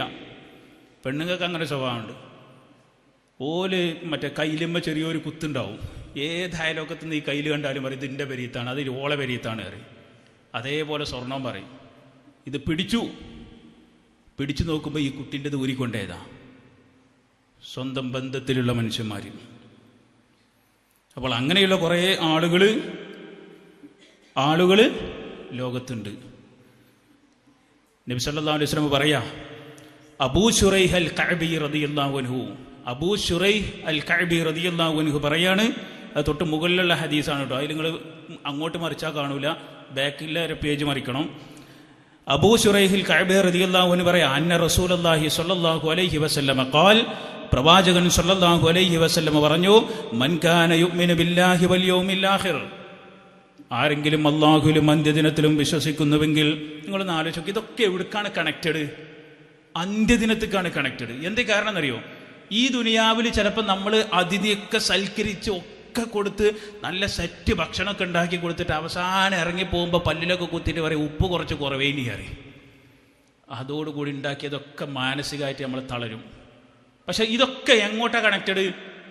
അപ്പം മനസ്സുകൊണ്ട് പറയാ, ഞാൻ നിന്റെ ഇഷ്ടം കിട്ടാനല്ല ഉണ്ടാക്കി തന്നത്. എന്തിനു വേണ്ടിയാ? എൻ്റെ ആഖിറത്ത് നന്നാകാനാ. അപ്പോൾ ഉപ്പ് കുറഞ്ഞാലും പ്രശ്നമല്ല, മുളക് കൂടിയാലും പ്രശ്നമല്ല, എന്ത് ഇറച്ചി കഷ്ണം കൂടിയാലും കുഴപ്പമില്ല, എല്ല് മാത്രം തിന്നാലും പ്രശ്നമല്ല. മനസ്സിലായോ? ഒക്കെ ഇസ്ലാമിൻ്റെ പ്രത്യേകത. ദുനിയാവിലേക്ക് ഒരു എക്സ്പെക്റ്റേഷനും ഇസ്ലാം കൊടുക്കണില്ല. നിസ്കരിച്ച 500 റുപ്യ തന്നോ, നോമ്പ് തോറ്റ 10,000, ഹജ്ജിന് പോകാൻ ഒരു 5 ലക്ഷം റുപ്യ വരുമ്പോൾ എനിക്ക് 10 ലക്ഷം കീശി കിട്ടുമെന്ന് പറയണോ? ഇസ്ലാമിൽ ഒന്നും തന്നെ ദുനിയാവിലേക്ക് കണക്റ്റഡേ അല്ല. കാരണം അങ്ങനെ കണക്റ്റ് ചെയ്യുന്നിടത്തോളം സങ്കടം മാത്രമേ നമുക്ക് ബാക്കി ഉണ്ടാവുള്ളൂ. ദുനിയാവിലേക്ക് ഒരു കാര്യത്തെ കണക്റ്റ് ചെയ്ത് ജീവിച്ച് അതിൻ്റെ പ്രോഫിറ്റ്, അതിൻ്റെ ബെനിഫിറ്റ് മാത്രം നോക്കി ജീവിച്ചാൽ ഇവിടെ ഒരു നഷ്ടവും നമുക്ക് സഹിക്കാൻ പറ്റൂല. അതുകൊണ്ട് ഏത് വിഷയവും ഇസ്ലാം പഠിപ്പിക്കുന്നത് മൻ കാന യുഅ്മിനു ബില്ലാഹി വൽ യൗമിൽ ആഖിർ, അല്ലാഹുവിലും അന്ത്യദിനത്തിലും ആരെങ്കിലും വിശ്വസിക്കുന്നുവെങ്കിൽ ഫൽയുക്രിം ദൈഫഹു, അവൻ്റെ അതിഥിയെ ആദരിച്ചു കൊള്ളട്ടെ. ജായിസതുഹു യൗമും വലൈല, ഒരു രാത്രിയും ഒരു പകലും അവന് സമ്മാനമായി നമ്മൾ നൽകേണ്ടതാണ്. അതാണ്, ഒരു രാത്രിയും പകലും ചോദിക്കാനേ പാടില്ല. വെള്ളം കൊടുക്കുക, ഭക്ഷണം കൊടുക്കുക, ഒക്കെ ഇതാക്കുക, എന്നിട്ട് മിണ്ടാതിരിക്കുക, കാര്യങ്ങളൊക്കെ സംസാരിക്കുക. പിന്നെ ചോദിക്കുക എന്താ സംഭവം? വല്ലിയാഫത്തു സലാസത്തു അയ്യാം, 3 ദിവസം അതിഥി മര്യാദയുടെ പേരിലായി അവരെ സൽക്കരിക്കാനുള്ള ദിവസമാണ്. ഫമാ ബഅദ ദാലിക ഫഹുവ സദഖ, അതിനുശേഷം പിന്നെയും അവൻ സൽക്കരിക്കുന്നുവെങ്കിൽ അത് അവൻ്റെ ഭാഗത്ത് നിന്നുള്ള സ്വതക്കയാണ്. അപ്പം അതുവരെ അവൻ്റെ അവകാശമാണ്. അപ്പം പല നിലക്കും നമ്മൾ ഇനി ചില പണ്ഡിതന്മാരൊക്കെ പറഞ്ഞു വെച്ചു, നമ്മുടെ സ്ത്രീകൾക്കൊക്കെ പറ്റുന്ന ഭയങ്കര ഒരു പ്രയാസം എന്ന് പറയുന്നത്, ഇല്ലാത്ത സദ്യ നമ്മൾ എന്ത് ചെയ്യണ്ട, ഒരുക്കണ്ട. മനസ്സിലായോ? ഇപ്പോഴത്തെ പ്രത്യേകിച്ച് ഈ കാലഘട്ടത്തിൻ്റെ ഒരു പ്രത്യേകത എന്ന് പറഞ്ഞാൽ, ഒരു പ്രാവശ്യം ഞാൻ സൂചിപ്പിച്ചിട്ടുണ്ട്, എല്ലാവരുടെ കയ്യിലും മൊബൈലാണ്. എൻ്റെ കയ്യിൽ മൊബൈൽ ഒന്നുള്ളൂ, പക്ഷേ 2 ഉപയോഗം നടക്കുന്നുണ്ട്. കാരണം 2 സിമ്മുണ്ട്, എല്ലായിടത്തും 2 സിം അധികം ഉണ്ടാവും. അപ്പോൾ 5 ഫോൺ ഉണ്ടെങ്കിൽ 10 ഫോണ് യഥാർത്ഥത്തിൽ നമ്മുടെ കയ്യിലുണ്ട്. ഇവരൊക്കെ വന്നിട്ട് എന്താണ്, സലാം പറഞ്ഞിട്ട് ഇരുന്നാൽ പിന്നെ ഇതുമ്മ കളിക്കലാണ്. ഞാൻ പറയണത്, അതിഥിയായി നമ്മൾ പോയാലും അതിഥിയായി ആരെങ്കിലും നമ്മുടെ വീട്ടിലേക്ക് വന്നാലും ഈ ഫോൺ തൽക്കാലം എന്ത് ചെയ്യുക, എടുത്തു വെക്കുക. എന്നാൽ മാത്രമേ നമുക്ക് എന്ത് ചെയ്യുള്ളൂ, നാവ് കൊണ്ട് വലുതും സംസാരിക്കാൻ പറ്റുള്ളൂ. ഇനി ഇതിനു വേണ്ടി ഓടിയിട്ട് പ്രയാസപ്പെട്ട് നല്ല ഭക്ഷണമൊക്കെ ഉണ്ടാക്കി ഇല്ലാത്ത പൈസക്ക് കൊടുത്ത് 500-1000 ഒക്കെ കടം വരുത്തിയിട്ടൊന്നും നമ്മൾ അതിഥിയെ സൽക്കരിക്കണ്ട. ഇത് വെറുതെ പറയുന്നത്. ഉള്ളവൻ സൽക്കരിക്കാതിരിക്കാനും പറ്റൂല. ഒരു പണ്ഡിതന്റെ പ്രസംഗത്തിന്റെ അതേ ഭാഗം ഞാൻ കൂട്ടിയ. എന്തേ കാരണം എന്നറിയോ? നേരത്തെ പറഞ്ഞതുപോലെ ഇത്രയൊക്കെ പ്രയാസപ്പെട്ട് ഉണ്ടാക്കി കൊടുത്താലും അവസാനം ഇറങ്ങിപ്പോകുമ്പോൾ ഭക്ഷണത്തിനൊരു കുറ്റം പറഞ്ഞാൽ എല്ലാം തീർന്നു എന്ന് മാത്രമല്ല, പിന്നെ എന്ത് കണ്ടിട്ടാണ് നിങ്ങൾ വന്നത് നമ്മൾ മനസ്സുകൊണ്ട് ചോദിക്കും. അങ്ങനെ ചോദിക്കേണ്ടി വന്ന എന്താ പ്രശ്നം? അതുവരെ ഉണ്ടാക്കി കൊടുത്തതൊക്കെ ബാത്തിലായി. എന്തേ കാരണം? നമ്മൾ കുറച്ച് അമിതമായി ചെയ്യാൻ ശ്രമിച്ചു, ഉള്ളതിൽ നിന്ന് വിട്ട് ചെയ്യാൻ ശ്രമിച്ചു. ഇസ്ലാം പഠിപ്പിച്ചു ഉള്ളത് കൊണ്ട് മാന്യമായിട്ട്. നിങ്ങൾ വീട്ടിൽ കട്ടൻ ചായ ഉള്ളൂ, ആ കട്ടൻ ചായ കൊടുക്കുമ്പോൾ കൊടുക്കാനൊരു രീതി ഉണ്ട്. ബിസ്മി ചൊല്ലിതാ നിങ്ങൾ കുടിക്കി, നിങ്ങൾ വന്നതിൽ സന്തോഷമാണ്, ഇപ്പോൾ ഇതേ ഉള്ളൂ, നിങ്ങളിത് കുടിക്കി. ബിസ്ക്കറ്റ് ഉണ്ടെങ്കിൽ അത് എടുത്തു കൊടുക്കുക. ഇപ്പോൾ പട്ടിണിൻ്റെ കാലമൊന്നല്ല, എല്ലാവർക്കും ഭക്ഷണമുണ്ട്. ആരെങ്കിലും നമ്മുടെ വീട്ടിലേക്ക് വരുന്നുണ്ടെങ്കിൽ നമ്മുടെ പെരുമാറ്റം കാരണത്താൽ ഒരിക്കലും തന്നെ പിന്നീട് അവർ വരാത്തൊരവസ്ഥയിലേക്ക് പോകരുത്. ഇന്ന് എത്ര ആളുകൾ കുടുംബക്കാരെ കാണാൻ പോകുന്നുണ്ട്? കുറച്ചാളുകളെ പോകുന്നുള്ളൂ. അതിഥിയായി കുറച്ചാളുകൾ മാത്രമേ ഈ ലോകത്തെന്നുള്ളൂ. എനിക്ക് ഓർമ്മയുണ്ട്, ഒരു സ്ഥലത്ത് കയറി ചെന്നു, എൻ്റെ കുടുംബത്തിൽപ്പെട്ടേനെ. പണ്ട് അവനൊക്കെ കാണുന്ന സമയത്ത് അവൻ സാധാരണ പഠിക്കുന്നൊക്കെ കാലമാണ്. പക്ഷേ ഇപ്പം ഞങ്ങൾ ചെല്ലുമ്പോൾ ഞാനും എൻ്റെ ഉപ്പുണ്ട്, എൻ്റെ ഉമ്മയുണ്ട്, എൻ്റെ പെങ്ങളെ കല്യാണവുമായി ബന്ധപ്പെട്ട് ചെന്നാ. പക്ഷെ ഓൻ ഡോക്ടറായിട്ടുണ്ട്. ഓൻ ഡോക്ടറായിട്ടുണ്ട് എന്നില്ല ഞങ്ങൾക്കറിയില്ല. പക്ഷെ ഓൻ ഡോക്ടറാണെന്നുള്ളത് അവന് ബോധ്യമുണ്ട്. അതുകൊണ്ട് ഡോക്ടർ എന്ന നിലക്ക് എന്താണെന്നറിയില്ല, പേരൊന്നും ഞാൻ പറയുന്നില്ലല്ലോ. അവൻ്റെ മുമ്പിലൂടെ ഇങ്ങനെ ഇറങ്ങി കാറിൻ്റെ ചാവിയൊക്കെ എടുത്ത് സ്റ്റാർട്ടാക്കി ഒരൊറ്റപ്പോക്ക്. അപ്പോൾ ഓനും ഡോക്ടറാണ്, ഓൻ്റെ പെണ്ണുങ്ങളും ഡോക്ടറാണ്. അപ്പോൾ ഡോക്ടർമാരായ പിന്നെ അങ്ങനെ കാട്ടേണ്ടി വരുമോ? നമ്മളെ മുബശ്ശിർ ഡോക്ടർ ഇവിടെ ഉണ്ട് കേട്ടോ. മുബശ്ശിർ ഡോക്ടർ അങ്ങനത്തെ ആളല്ല. ഓൻ ഡോക്ടർ ആയതുകൊണ്ട് ഞാൻ പറഞ്ഞത് മാത്രം. ഓ എഞ്ചിനീയർ ആണെങ്കിൽ എഞ്ചിനീയർ എന്ന് പറയും. നമ്മൾ ഒരിക്കലും ഇപ്പം അള്ളാൻ്റെ തൗഫീഖ് കൊണ്ട് ഞാൻ പഠിച്ചു ഇതൊക്കെ, എനിക്കൊരു ജോലിയും കാര്യങ്ങളൊക്കെ ഉണ്ട്. പക്ഷെ ആ ജോലി ഒരിക്കലും എൻ്റെ മുമ്പിൽ ഇരിക്കുന്നവൻ്റെ മുമ്പിൽ വമ്പ് കാട്ടാനുള്ളതല്ല. ശരിക്കും മനസ്സിലാക്കണം. നമ്മുടെ മുമ്പിൽ ഒരാൾ ഇരിക്കുന്നുണ്ടെങ്കിൽ ഞാനെന്ന് പറയുന്ന വ്യക്തിയെ കാണാൻ വന്നവരായിരിക്കും അവർ, അല്ലേ? അല്ലാതെ എൻ്റെ ജോലി നോക്കിയിട്ട് വരുന്നവരല്ല. അവരാ രൂപത്തിൽ തന്നെ നമ്മൾ കാണണം. വീട്ടിലേക്ക് ആര് വന്നാലും, അയൽവാസി വന്നാലും ആര് വന്നാലും അവരോട് കുറച്ച് സമയം സംസാരിക്കണം. അപ്പോൾ ഫോൺ വിളിച്ചുകൊണ്ടിരിക്കുകയാണെങ്കിൽ ഫോൺ വിളിക്കുന്നവനോട് പറയണം, ഒരാൾ വന്നിട്ടുണ്ട്, ഞാൻ കുറച്ച് കഴിഞ്ഞിട്ട് വിളിക്കാം. അല്ലാതെ വന്നവനോട് പറയരുത് എനിക്കൊരു ഫോൺ ഉണ്ട് നിങ്ങൾ വിളിക്കുന്നു. വ്യത്യാസങ്ങൾ മനസ്സിലായിക്കോളി. വന്ന ആളോട് പറയാണ് ഇപ്പോഴത്തെ കാലഘട്ടത്തിൽ എനിക്കൊരു ഫോൺ കോൾ ഉണ്ട്, എന്നിട്ട് ഇപ്പം ഇങ്ങനെ വിളിച്ചുകൊണ്ടേയിരിക്കുക, ഗൾഫിൽ നിന്നൊക്കെ വിളിക്കുക. അരമണിക്കൂറൊക്കെ ഈ മനുഷ്യൻ ഇവിടെ നമ്മുടെ ഉമ്മറത്ത് വന്നിട്ട് സിറ്റ് ഔട്ടിൽ വന്നിട്ട് ഡൈനിങ് ഹാളിൽ ഇരുന്നിട്ട് ആകത്ത് ആ മാനത്ത് നോക്കിയിട്ട് ആകാശത്തിൽ എത്ര നക്ഷത്രം ഉണ്ട് എന്ന് എണ്ണീട്ട് നീച്ചു പോവുക പാടില്ല. വിളിച്ചവനോട് പറയണം എൻ്റെ വീട്ടിലൊരു അതിഥി വന്നിട്ടുണ്ട്, കുറച്ച് കഴിഞ്ഞിട്ട് വിളിക്കാം. ഒരു പ്രശ്നമല്ല. അടുത്തിരിക്കുന്ന ബന്ധത്തെ നമ്മൾ വൃത്തികെട്ട രൂപത്തിൽ അകറ്റുകയും എന്നിട്ട് ദൂരെയുള്ള ആരോടോ നമ്മൾ ഭയങ്കര സംഭവമായിട്ട് അവതരിപ്പിക്കുകയും ചെയ്യുന്ന ഈ ഒരു പ്രവണത നമ്മൾ മാറ്റേണ്ടതുണ്ട്. അങ്ങനെ മാറ്റുമ്പോൾ മാത്രമേ നമ്മുടെ ഇഹലോകവും പരലോകവും നമുക്ക് രക്ഷയായി വരികയുള്ളൂ. എന്തേ കാരണം എന്നറിയോ? ഈ മനുഷ്യന്മാരായിരിക്കും നമ്മൾ മരിച്ചു കിടക്കുമ്പോൾ ഒരു കൈ ഉയർത്തി പ്രാർത്ഥിക്കാൻ വേണ്ടി വരേണ്ടവൻ. ദുനിയാവിൽ ജീവിച്ചിരിക്കുമ്പോൾ മുഖത്തോട് മുഖം നോക്കി തെറ്റി നീക്കുന്നവൻ. എൻ്റെ വീട്ടിലേക്ക് ഒരാൾ കയറി വന്നിട്ട് അവനെ ഞാൻ പരിഗണിച്ചിട്ടില്ലെങ്കിൽ എൻ്റെ വീട്ടിൽ നിന്ന് എൻ്റെ ഭൗതിക ശരീരം മയ്യത്തെടുത്തു കൊണ്ടുപോകുമ്പോൾ അവൻ ഒരു പക്ഷേ ആളുകളെ കാണിക്കാൻ വന്നാലും അവൻ്റെ മനസ്സിലുണ്ടാകും, അന്ന് വന്നപ്പോൾ ഈ ചങ്ങാതി എന്നോട് ചെയ്തത് എത്രത്തോളം ക്രൂരതയാണ്. നേരെ മറിച്ച് എപ്പോൾ കയറി വന്നാലും സന്തോഷത്തോടുകൂടി ചിരിക്കുന്ന മുഖത്തോടുകൂടി കൈകൾ കൊടുത്തുകൊണ്ട് സലാം പറഞ്ഞ് വീട്ടിലേക്ക് ഒരു ചെയറിട്ട് കൊടുത്ത്, അതൊരു ചെറിയ ബെഞ്ചാണെങ്കിലും ശരി, ഒരു സ്റ്റൂളാണെങ്കിലും ശരി, സോഫയാണെങ്കിലും ശരി, എന്താണെങ്കിലും ശരി, നമ്മുടെ പെരുമാറ്റ രീതിയാണ് അവിടെ പരിഗണിക്കുന്നത്. ആ രൂപത്തിലേക്ക് നമ്മൾ മാറേണ്ടതുണ്ട്. അതുകൊണ്ട് പ്രിയപ്പെട്ടവരെ, ആ ഒരു അതിഥിയുമായി ബന്ധപ്പെട്ട വിഷയം ഇൻഷാ അല്ലാഹ് ഞാനിവിടെ താൽക്കാലികമായി അവസാനിപ്പിക്കുകയാണ്. ഇനി അടുത്ത ആൾ എപ്പോഴാണോ വരുന്നത് ആ സമയത്ത് ഇൻഷാ അല്ലാഹ് എൻ്റെ ക്ലാസ് തന്നെ ഞാൻ അവസാനിപ്പിക്കും. ഇനി നമ്മൾ ഇൻഷാ അല്ലാഹ് 8ാമത്തെ അധ്യായത്തിലേക്ക് പ്രവേശിക്കുകയാണ്. അപ്പോൾ 8ാമത്തെ അധ്യായത്തിലേക്ക് പ്രവേശിക്കുക. നമ്മളിത് ബസ് മാറി കയറല്ലേ, ഒന്ന് എണീക്കിയതാലോ. വെറുതെ എണീറ്റാൽ മതി. എണീക്കാൻ താല്പര്യമില്ലെങ്കിലും എണീറ്റോളി. ഇനി ഇരിക്കേ.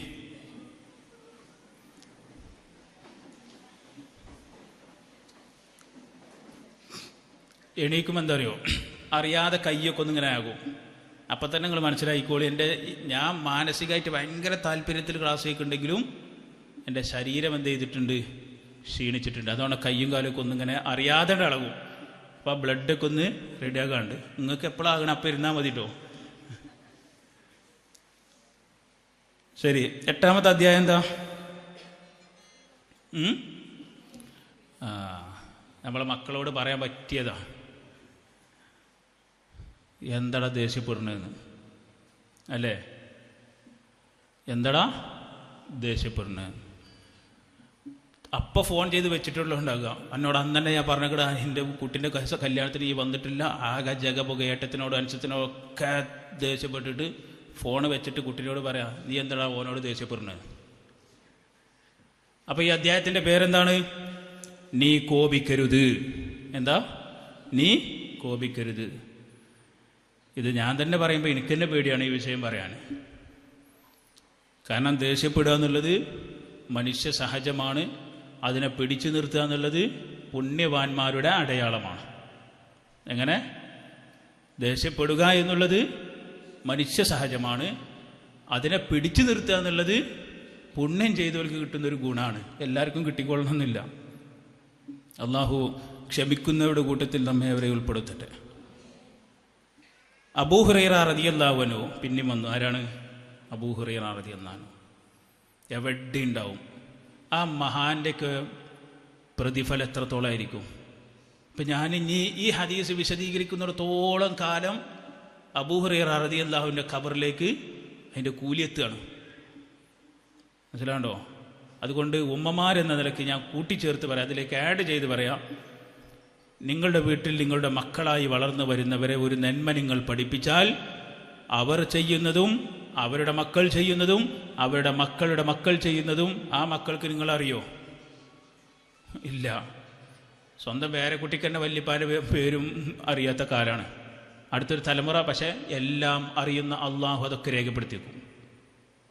ഒരു പണ്ഡിതൻ പറഞ്ഞു, നിങ്ങൾ സൂറത്തുൽ ഫാത്തിഹ നിങ്ങളുടെ മക്കളെ പഠിപ്പിക്കാൻ മൗലവിമാരെ ഏൽപ്പിക്കരുത്, ഉസ്താദുമാരെ ഏൽപ്പിക്കരുത്, അധ്യാപകരെ ഏൽപ്പിക്കരുത്, ആരെ ഏൽപ്പിക്കരുത്. അതാര് തന്നെ പഠിപ്പിക്കണം? നിങ്ങൾ തന്നെ പഠിപ്പിക്കണം.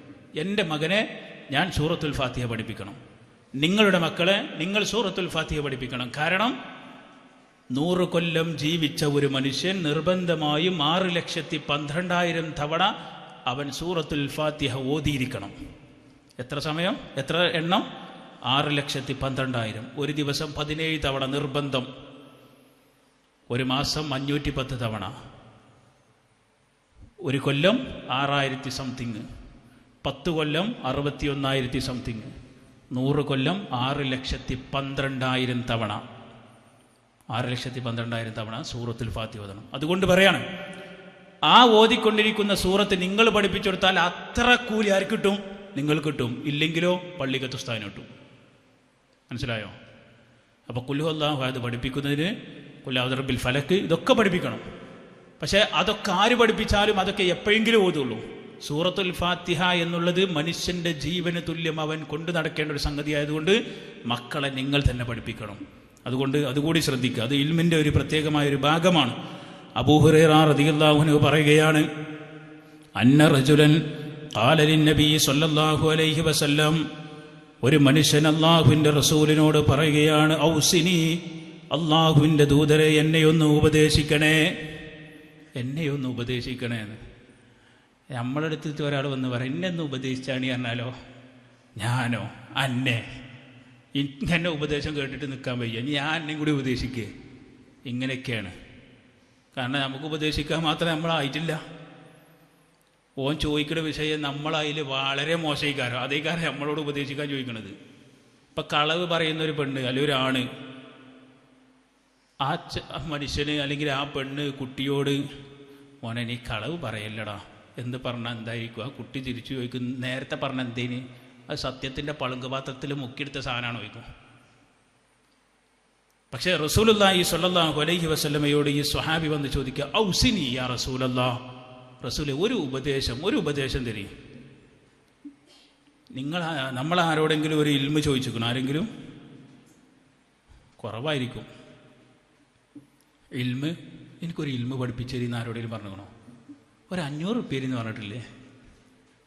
ഒരു 100 റുപ്യേന്ന് പറഞ്ഞിട്ടില്ലേ? പറഞ്ഞിട്ടുണ്ട്. എന്നാൽ ഒരു ഇൽമിൻ്റെ ഒരു കഷ്ണം എനിക്കൊന്ന് പഠിപ്പിച്ചേരിന്ന് കെട്ടിവലിച്ചു കൊടുന്നാൽ തന്നെ കേൾക്കാൻ സൗകര്യമില്ല അറിയണ ആളാണ്. അപ്പോൾ ഔസിനി, എന്നെ ഒന്ന് ഉപദേശിക്കൂ റസൂലേ എന്ന് ഒരു മനുഷ്യൻ നബി സല്ലല്ലാഹു അലൈഹി വസല്ലമയുടെ അരികിൽ വന്നിട്ട് ചോദിക്കുക. അപ്പോൾ അദ്ദേഹം പറഞ്ഞു, ലാ തഗ്ദബ്, ദേഷ്യപ്പെടല്ലേ. അപ്പോൾ ഇദ്ദേഹത്തിൻ്റെ വിചാരം എന്താ വെച്ചാൽ ഇയാൾ ചോദിച്ച ദേഷ്യം അങ്ങനെ എന്തായിരിക്കും. ഫറദ്ദദ മിറാറ, പിന്നെയും പറഞ്ഞു ഒന്ന് ഉപദേശിക്കുന്നു. അപ്പോൾ നബി സല്ലല്ലാഹു അലൈഹി വസല്ലം വീണ്ടും പറഞ്ഞു ലാ തഗ്ദബ്, പിന്നെയും പറഞ്ഞു ഒന്ന് ഉപദേശിക്കും, പിന്നെയും പറഞ്ഞു ലാ തഗ്ദബ്. അപ്പോഴാണ് മനസ്സിലായത് നീ ദേഷ്യപ്പെടല്ലേ എന്നുള്ളതാണ് ലോകത്തിലെ ഏറ്റവും വലിയ ഉപദേശം. അപ്പോഴാണ് അദ്ദേഹത്തിന് കാര്യം ബോധ്യപ്പെട്ടത്. അപ്പോൾ നബി സല്ലല്ലാഹു അലൈഹി വസല്ലമയുടെ വാചകങ്ങൾ, അതിന് പൊതുവിൽ പറയുന്ന ഒരു പേരുണ്ട്. അത് ജാമിഉം മാനിഉമായിരിക്കും, ജവാമിഉൽ കലിമായിരിക്കും. എന്താണ് ജവാമിഉൽ കലിമ? ഖുർആനും ഹദീസൊക്കെ ജവാമിഉൽ കലിമാണ്. ഒറ്റ വേർഡ് പറയും, അതിൽ ഒരുപാട് ആശയങ്ങളുണ്ടാവും. അതാണ് പരിശുദ്ധ ഖുർആനും പ്രവാചകൻ സല്ലല്ലാഹു അലൈഹി വസല്ലമയുടെ ഹദീസും. അപ്പോൾ അത് ജാമിഉൽ കലിമയിൽപ്പെട്ടതാണ്. അമ്പിയാക്കന്മാർക്ക് അള്ളാഹു നൽകുന്ന വഹയുകളൊക്കെ ജവാമിഉൽ കലിമാണ്. അമ്പിയാക്കന്മാർ അവർ സംസാരിക്കുന്ന ദീനിൻ്റെ പേരിൽ സംസാരിക്കുന്ന സകലമാന കാര്യങ്ങളും ജാമിഉം മാനിയുമായിരിക്കും. അപ്പോൾ ഈ സ്വഹാബിയോട് നബി സല്ലല്ലാഹു അലൈഹി വസല്ലമ പറയുന്നത് ലാ തഗ്ലബ്, നീ കോപിക്കരുത്, ദേഷ്യപ്പെടരുത്. ഈ കോപത്തിൻ്റെ നിർവചനം നമുക്ക് കിട്ടിയ നോട്ടിലുള്ളത് അതേപോലെ ഒന്ന് വായിച്ചിട്ട് ഇൻഷാ അല്ലാഹ് ഞാൻ സമയത്തിനനുസരിച്ച് നിർത്താം. ഒരാൾ പറഞ്ഞിട്ടുള്ളത്, മറ്റുള്ളവരിൽ ഉണ്ടാകുമ്പോൾ, ശരിക്കും കേൾക്കണേ, എന്താണ് കോപം? മറ്റുള്ളവരിൽ ഈ ഒരു പ്രോസസ്സ് അല്ലെങ്കിൽ ഈ ഒരു സംഭവം നടക്കുമ്പോൾ കാണാൻ കഴിയുന്നതും സ്വന്തത്തിലാകുമ്പോൾ അനുഭവപ്പെടുന്നതുമായ ഒരു പ്രത്യേക അവസ്ഥയാണ് കോപം, ദേഷ്യം. അടുത്തിരിക്കുന്ന ആൾ ദേഷ്യപ്പെട്ടാൽ അത് നമുക്ക് കാണാൻ പറ്റും. വീട്ടിലാരെങ്കിലും ദേഷ്യപ്പെട്ട ഗ്ലാസ് അതിലെ പാറും, ചൂലിതിലെ പോവും, ബോളൊക്കെ കാണാൻ, മറ്റേ ചിരട്ടയൊക്കെ കാണാൻ ഒരു 2 പൊട്ടിത്തെറിക്കണം. അപ്പോൾ മറ്റുള്ളവരിൽ ഈ സംഭവം ഉണ്ടാകുമ്പോൾ കാണാൻ പറ്റും. സ്വന്തത്തിലുണ്ടാകുമ്പോഴോ ഈ സംഗതിയൊക്കെ എടുത്ത് എറിയണ ആള് ഇതൊന്നും കാണൂല. കാരണം ചിരട്ട അതിലെ പോയിട്ട് ഒക്കെ പോയിട്ട്, പക്ഷെ ഇപ്പം ഇതൊന്നും കണ്ടിട്ടില്ല. പിന്നെ ഒക്കെ ശേഷമായിരിക്കും 10 ചിരട്ട ഭാര്യ എടുത്തു കൊടുക്കും. നിങ്ങൾ എറിഞ്ഞ 10 കയ്യിൽ ഇതാക്കണം, കക്കൂസിൽ മറ്റേത് ഇതാക്കണം അവിടെ മുറ്റത്ത്. അപ്പോഴാണ് ഇപ്പം അപ്പോൾ പക്ഷെ ഇവൻ അനുഭവിക്കുന്നുണ്ടാവും. കാരണം എന്തൊക്കെ ദേഷ്യം ഇങ്ങനെ കയറിയിട്ട് ഇങ്ങനെ അരിച്ച് കയറുക. അപ്പോൾ സ്വന്തത്തിലുണ്ടാകുമ്പോൾ അനുഭവപ്പെടുകയും മറ്റുള്ളവരിലുണ്ടാകുമ്പോൾ കാണാൻ പറ്റുന്നതുമായ സാധനം എന്താണ്? കോപം. ഇതന്നെ നമ്മളെ മക്കളെടുത്ത് നമ്മൾ നടത്തുന്നത്. മദ്രസയിൽ നിന്ന് വിട്ട് സ്കൂൾക്ക് പോകുമ്പോൾ ഒരു അരമണിക്കൂർ ഗ്യാപ്പിൽ ഈ ചങ്ങായി എന്ത് ചെയ്തിട്ടുണ്ടാവും? ടൈം ടേബിൾ നോക്കിയിട്ടുണ്ടാവില്ല. ടൈം ടേബിൾ എടുക്കടാ പറഞ്ഞിട്ട് അത് നമ്മൾ അനുഭവിക്കും. പക്ഷെ ബാഗോ എൻ്റെ തലയിൽ കൂടെ ഇട്ടത് നമ്മൾ കണ്ടിട്ടുണ്ടാവില്ല. മനസ്സിലാകണ്ടോ? ആ ദേഷ്യം നമ്മൾ അനുഭവിച്ചിട്ടുണ്ടാവും. പക്ഷെ പിന്നെ നോക്കുമ്പോൾ ഈ ചെക്കൻ്റെ പെരടിയിലായിരിക്കും ഈ ബാഗ് ഉണ്ടാക്കുക. അപ്പോൾ എന്താ ഇത് എടുത്ത് എറിഞ്ഞിക്കണ്, ടൈം ടേബിൾ നോക്കടാ പറഞ്ഞിട്ട്. അപ്പോൾ ഇവനും തന്നെ അന്തം വിട്ടിങ്ങനെ ഇരിക്കുക, എന്താ ഈ തള്ള കാട്ടുന്നത്? അപ്പം ഒരു നിർവചനം. രണ്ടാമത്തെ നിർവചനം കൂടി മാത്രം വായിച്ചിട്ട് ഞാൻ അവസാനിപ്പിക്കുകയാണ്. മറ്റു ചിലർ പറഞ്ഞത്, ഒരാൾ തനിക്ക് ഉപദ്രവം ഏൽപ്പിച്ചവനിൽ നിന്ന് പ്രതികാരം ചെയ്യാനോ താൻ ഭയപ്പെടുന്ന ദ്രോഹത്തെ തടുക്കാൻ വേണ്ടിയോ ഉദ്യമിക്കുമ്പോഴുണ്ടാകുന്ന, ഇനി കേട്ടോളിട്ടോ എന്താ കോപമെന്ന്, ഹൃദയ രക്തസമ്മർദ്ദം, തിളക്കമാണ് അല്ലെങ്കിൽ തിളക്കലാണ് കോപം. ബ്ലഡൊക്കെ പടടി ചൂടായിട്ട് ആ സംഗതിക്കാണ് എന്ത് പറയാം? കോപം എന്ന് പറയാം. ആ സമയത്ത് ഇവൻ്റെ ഒരു ചെറിയൊരു ബ്ലേഡൊക്കെ തട്ടിയാണ്ടല്ലോ, ഒരൊറ്റ വരവേക്കാരൻ ബ്ലഡൊക്കെ പാടാൻ. കാരണം ദേഷ്യത്തിൻ്റെ പവറാണത്. അപ്പോൾ ഈ 2 നിർവചനം മാത്രം ഒന്ന് സൂചിപ്പിച്ച് ഇൻഷാ അല്ലാഹ് ബാക്കിയുള്ള കാര്യങ്ങൾ സമയത്തിനനുസരിച്ച് ഓർമ്മപ്പെടുത്താം. അല്ലാഹു സുബ്ഹാനഹു വ തആല കൂടുതൽ കാര്യങ്ങൾ പഠിക്കാനും മനസ്സിലാക്കാനും അത് ജീവിതത്തിൽ പകർത്താനുമുള്ള തൗഫീഖ് നൽകി നമ്മെ ഏവരെയും അനുഗ്രഹിക്കുമാറാകട്ടെ. വആഖിറു ദഅവാനാ അനിൽ ഹംദുലില്ലാഹി റബ്ബിൽ ആലമീൻ. വസ്സലാമു അലൈക്കും വറഹ്മത്തുള്ളാഹി വബറകാതുഹു.